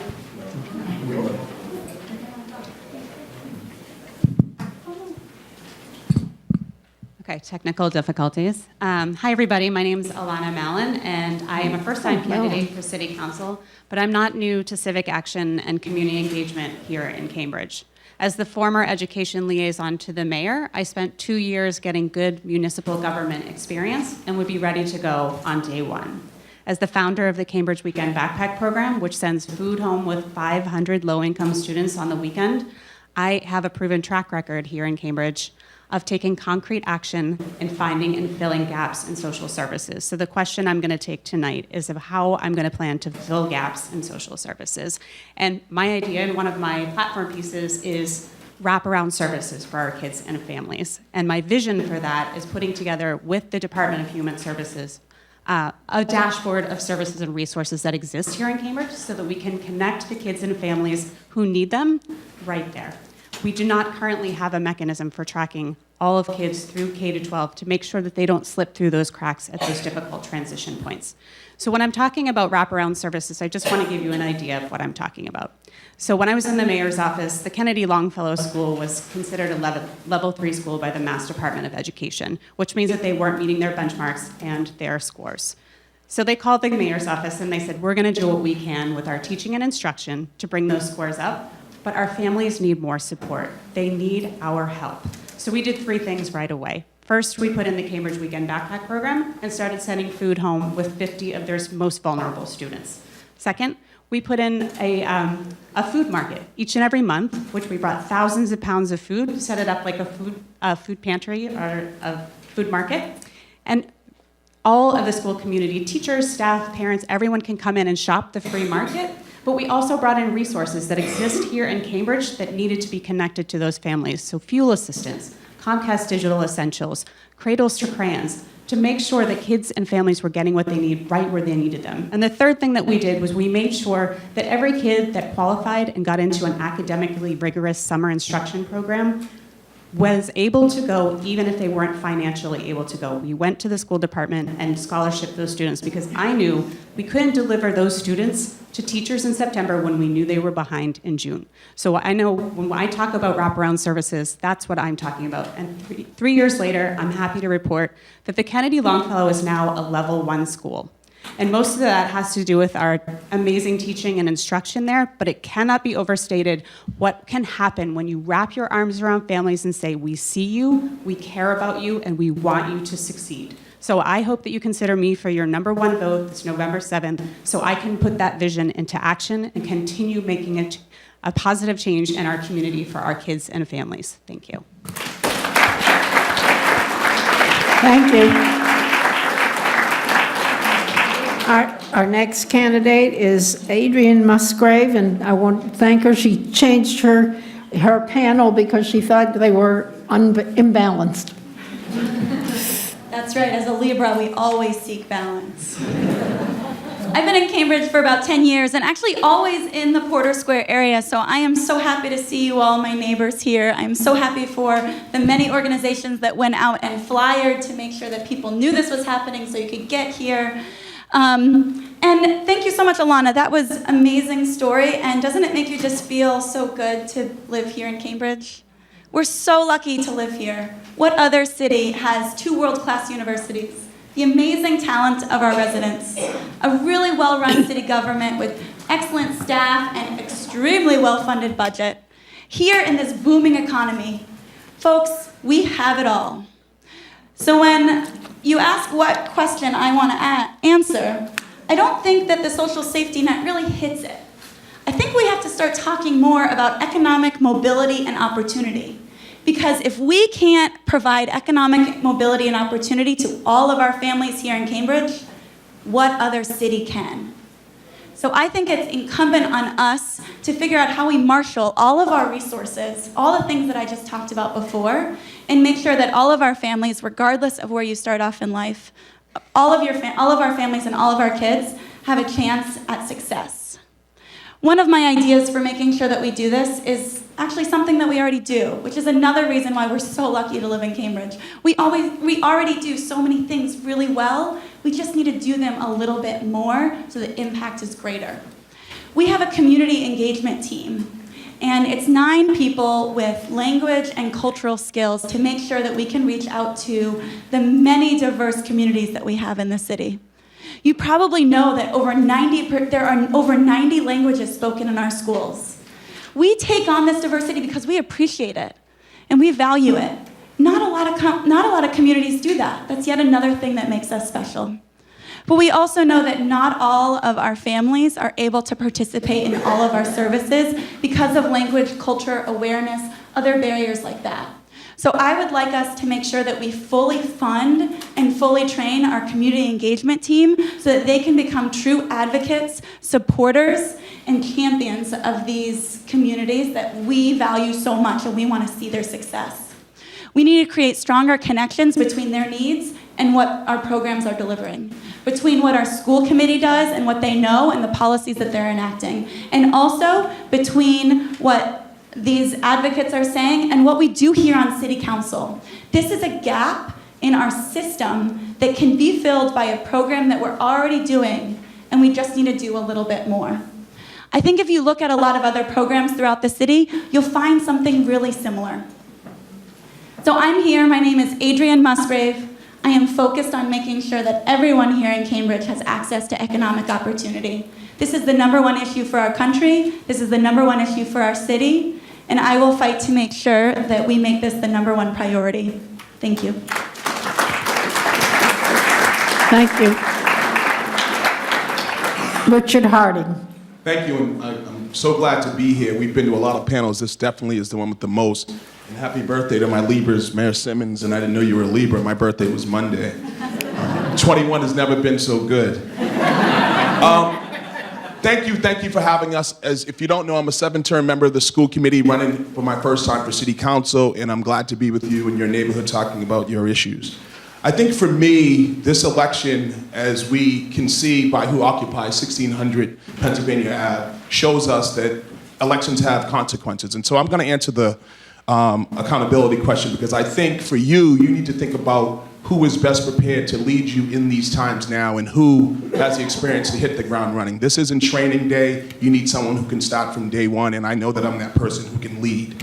On the issue of accountability, I think that you have to look at the obvious elephant in the room. The developers have been taking from us as a community for years without giving what I believe is the proper return back on the investment of what they bring to us. Yes, they're going to come. We know we need development. I'm not anti-development, but I also understand that we don't have to be pillaged by developers each and every time. Why is it so hard for us, if one of us, to add an addition onto our house, but developers at every turn get every special variance, every special permit, every relief around parking and everything else that they need, and it's 10 times easier for them without us getting what we need as citizens for all of the problems that are interconnected through housing and the income inequality that we have in Cambridge. You asked the question why. I'm the only person running for this council that has sued a developer, right? Only person. I had the Harding petition that unfortunately some people did not support and some did. And all I was asking for was less height and more affordability. And so for me, I think the issue was clear. We need to do a better job at holding the developers accountable. If Richard Harding is elected to the city council, the rules of engagement will change. We will, and people like me, and I know there's some people on the council like me, will force them to sit down to the table. 25% is the starting point, right? That's a start. You have 3,000 people waiting for housing on the housing list, right? People are looking for housing. We cannot continue to have these meager incremental challenges to what they need to do. They want to be here. We're the most attractive city in the world. We live in the most innovative square mile in the world. People will come. So for me, I think this is all about equity. I think, you know, we have to think about what it is that we want as a city, where our values lie. Oftentimes I say that we pay for our values. Look, we invest in what we want. That's what we do. That's what people do. That's what high-functioning organizations and populations and communities do. You know, as for the, other things, I just want to say, look, I've been on the school committee. My record speaks for itself. When I came to school committee, the high school was unaccredited. Alana's right. Kalo was a level 3. We fixed that. I put in the work. I'm ready to lead day one. I hope that you will give me your #1 vote on November 7th. Please consider me. These elections do have consequences, and we know these consequences can be serious. Thank you. Thank you very much. Okay, a rousing applause for the whole team. Hip, hip, hooray!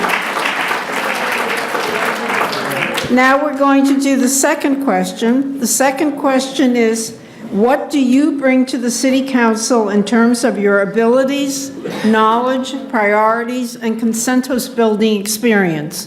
Each of you will have 2 minutes to answer that question, and I'm going, no, don't go to the microphone, Mark. You're ahead of me. We're going to start in the middle of the pack and go in the other direction, so we make it a little different. So we're going to start with Dan Lenke to answer the question, what do you bring to the City Council in terms of your abilities, knowledge, priorities, and consensus building experience? And then we'll be Nadia and Mark, and we'll go back around.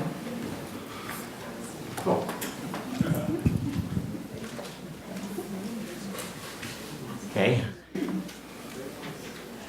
bring my wonderful daughter, and my 2 wonderful sons, and my heroine wife of 50 years, who are my instructors and my heroes.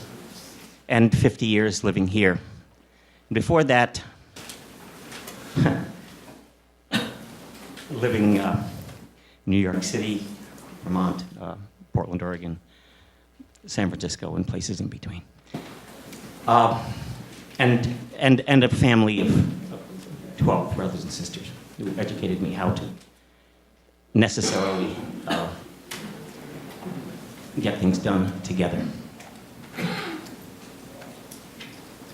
So what we're looking for here in Cambridge is that this city is not anymore given away. That's over. We tried that, and it cannot be ongoing because we're going to lose it. We'll remember it. We can tell our children. We'll have it videoed, but it won't be ours. If we want it ours, we have to decide now, which I'm ready to do. That the developers correctly don't and can't own us. They want us, just as the Europeans wanted America, okay? And the natives were not instructed and didn't know what to expect. It didn't turn out well. We're the natives now. We have no excuse. It's our turn to protect, not our turf, my turf, but our children's lives, the future of what America can be. We speak of Cambridge as unique. It's wonderful. It's given. It's blessed. America can be, could be, should be, needs to be, and the world needs to be. And we have to do it. We have to do it. Each of us are called upon to do it now and do it right. And I look forward to it. Thank you. Thank you. Nadia Okamoto. Hi everyone, I'm Nadia Okamoto still. I was born in New York City, but I grew up with housing instability and domestic violence. And because of that, my family moved around a lot.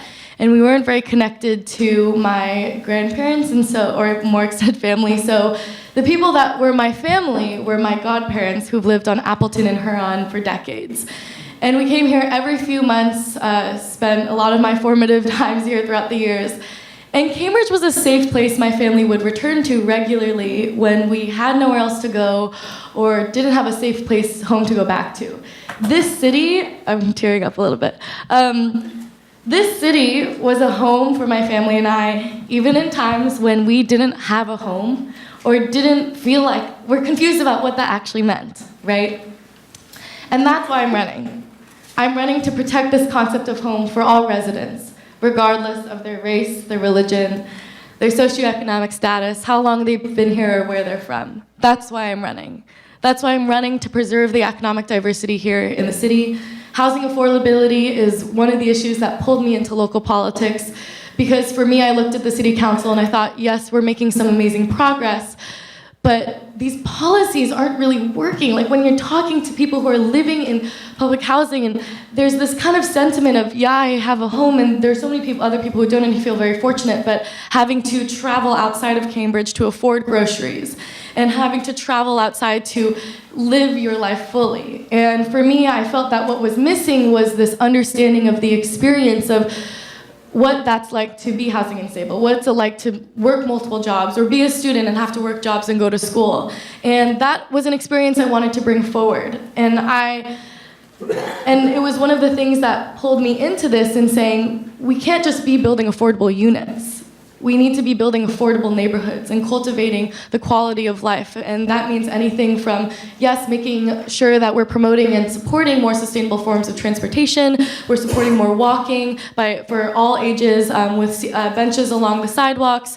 We're supporting what it means to be a low-income family living here. That's why I'm running. My background's in nonprofit management. I run an organization called Period, which is the largest youth-run NGO in women's health. And so I've worked in policy from the local to the federal level on advocating for gender equality. Thank you. Thank you. I just want to say also, I want to thank you for moderating this. Like, she's been one of my idols since I was in middle school, and I learned about how her work in basically single-handedly desegregating public schools here. So thank you. I'm in love. Mark McGovern.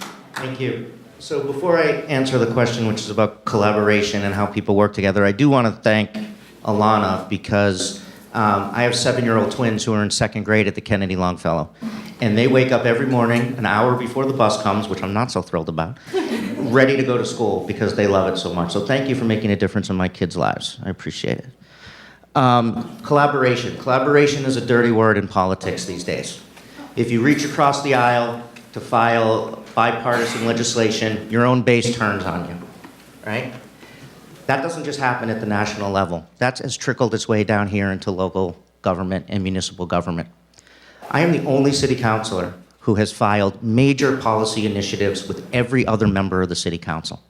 I see Councilor Carlone here. He and I did a tremendous amount of work on animal welfare issues. Councilor Devereaux and I on environmental issues. Mayor Simmons and I on affordable housing. Tim Toomey and I on small businesses. David Myer and I on zoning. Leland Chung and I on early childhood education. And Craig Kelly and I on short-term rentals.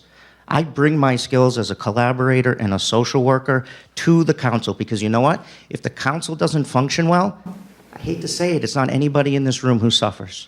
It's the most vulnerable in our community who suffer.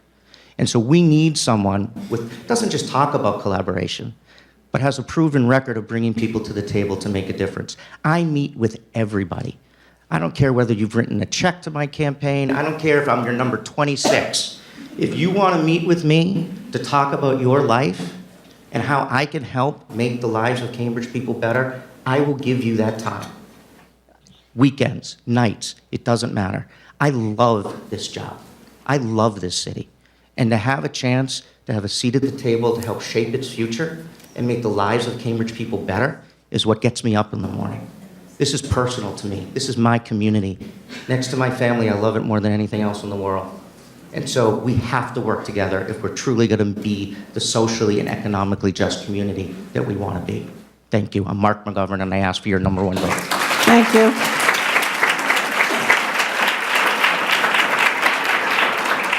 Richard Harding.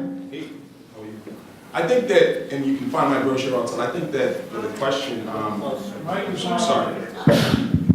Can you hear me now? What makes me, I think, ready and prepared for this is what I say on my brochure, leadership, passion, and experience. I've been on the school committee for now 7 terms. I think you can look at, and I spoke to some of the things that we've accomplished over the time that I've joined the school committee and the schools. I think the schools are a much better place now than they were when I started this work. I also think that my varied experience in municipal government, at the State House work, and I was a young fellow when Alice Wolf was working, and I was working for Senator Stephen Tolman as his Director of Constituent Service and Cambridge Liaison.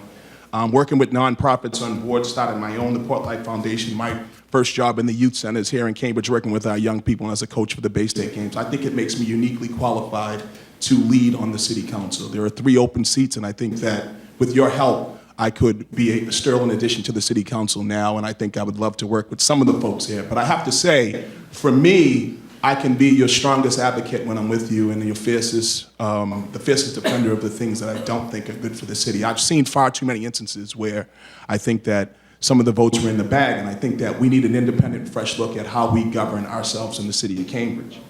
I think that for me, this is a very interesting moment. We have a new police commissioner, we have a new city manager, we have a new superintendent. This is the opportunity for you to join with me to look at our city from a different lens with a new breath of fresh air that would help to move the city forward. As I said before, I'm committed to the city. Look, I'm a kid who grew up in the projects watching the Newtown Court. This is an awesome and profound opportunity for me to serve on the city council, and I don't take that lightly. I would also say that, I'm just a kid from Cambridge. At the end of the day, I love this city, and I'm going to be here one way or another. I've served before I was elected. I'll be serving whether or not November 7th works for me, but I do think that this is a precipitous moment in our time, and I think you have the power now to really choose city councilors who you think can move the city forward, and I hope you'd vote for me number 1 or number 2 on November 7th. Richard Harding. Thank you. Adrian Musgrave. Hi, my name is Adrienne Musgrave, and like I said before, I've been in Cambridge for about 10 years, the area for over 15. Last year, my husband and I got married, and we're hoping to have kids in the next few years, so the future of the city is very important to us. This is where our home is, this is where our heart is, and we'll be here forever. I left my job to run full-time, and I'm proud to say that I am experienced, dedicated, and ready to serve.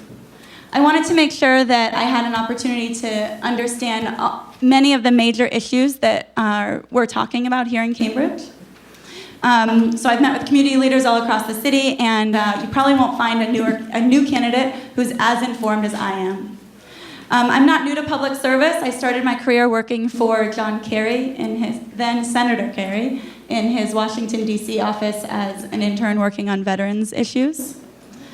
And earlier this year, I was working as a management consultant where I was doing a lot of deep research and advising on innovative companies and how companies could look at the trends happening in the world. And what I really took away from that is the fact that the most important thing that I learned is asking the right questions and making sure you listen to the answers. That was really my special expertise in that role and what I will bring here to City Council. So I ask you to learn more about me and my platform on my website, voteadrian.com. If you have a specific question, everyone has their own issues that they want to know more about. You can contact me at hi@voteadrian.com. But I'm asking you to share my candidacy with your friends and neighbors. I'm asking you to pick up a flyer, and I'm asking for your #1 vote this November. Thank you so much. Thank you. Alana Mallon. So the number one thing that I think I would bring to the Cambridge City Council is my ability to be a consensus builder, a collaborator, and somebody who has a deep understanding of the importance of making a collective impact. Through my work with creating the Cambridge Weekend Backpack Program, I met and worked with multiple stakeholders around a shared idea that no child in this city should go hungry. I brought together the school department, city officials, elected officials, our pediatricians, everybody, to work on this issue of ending childhood hunger here in Cambridge. I know to make a collective impact, you have to be a community of collaborators and not just an individual hero.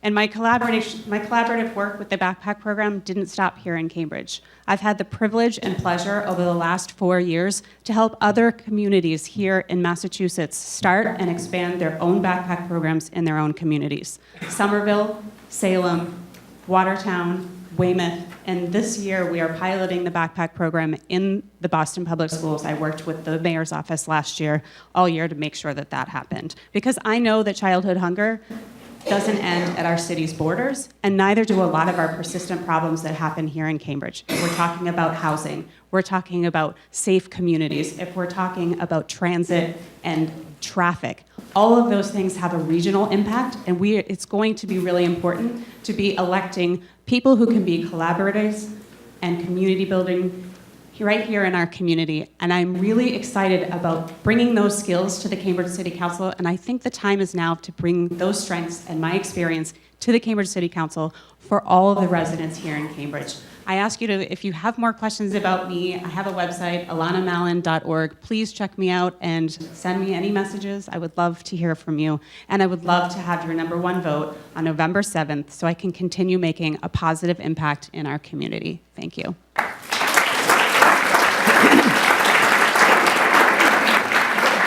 Thank you. Vatsidi Simse. I get to have 2 microphones. I am Vatsidi Sivangsai, and I would like to talk to you about what I can bring to the table. I can bring experience advocating for diverse communities, engaging with communities in order to create solutions that meet the needs of diverse communities.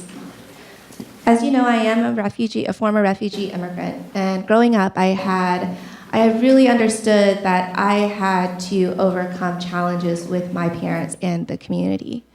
And what that led me to was launching a informal business selling undocumented egg rolls at the age of 11. At the age of 16, I was still selling undocumented egg rolls and working for Chief Justice Smith of the County District Court.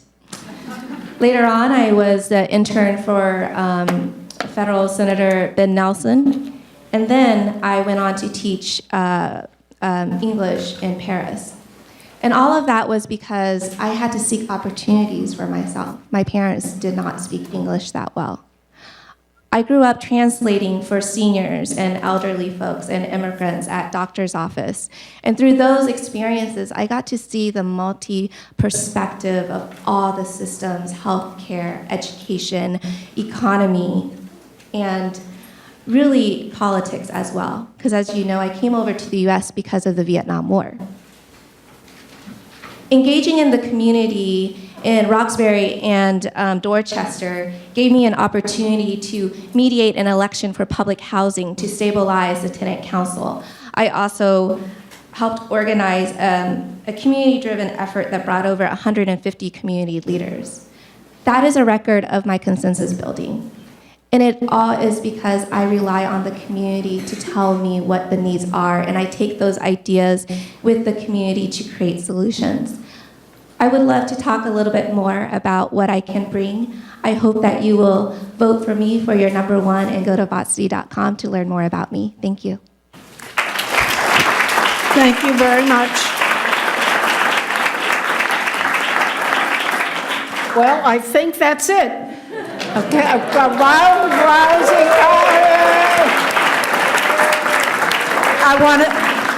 I want to thank all of you, all of you community members for coming out, for sitting through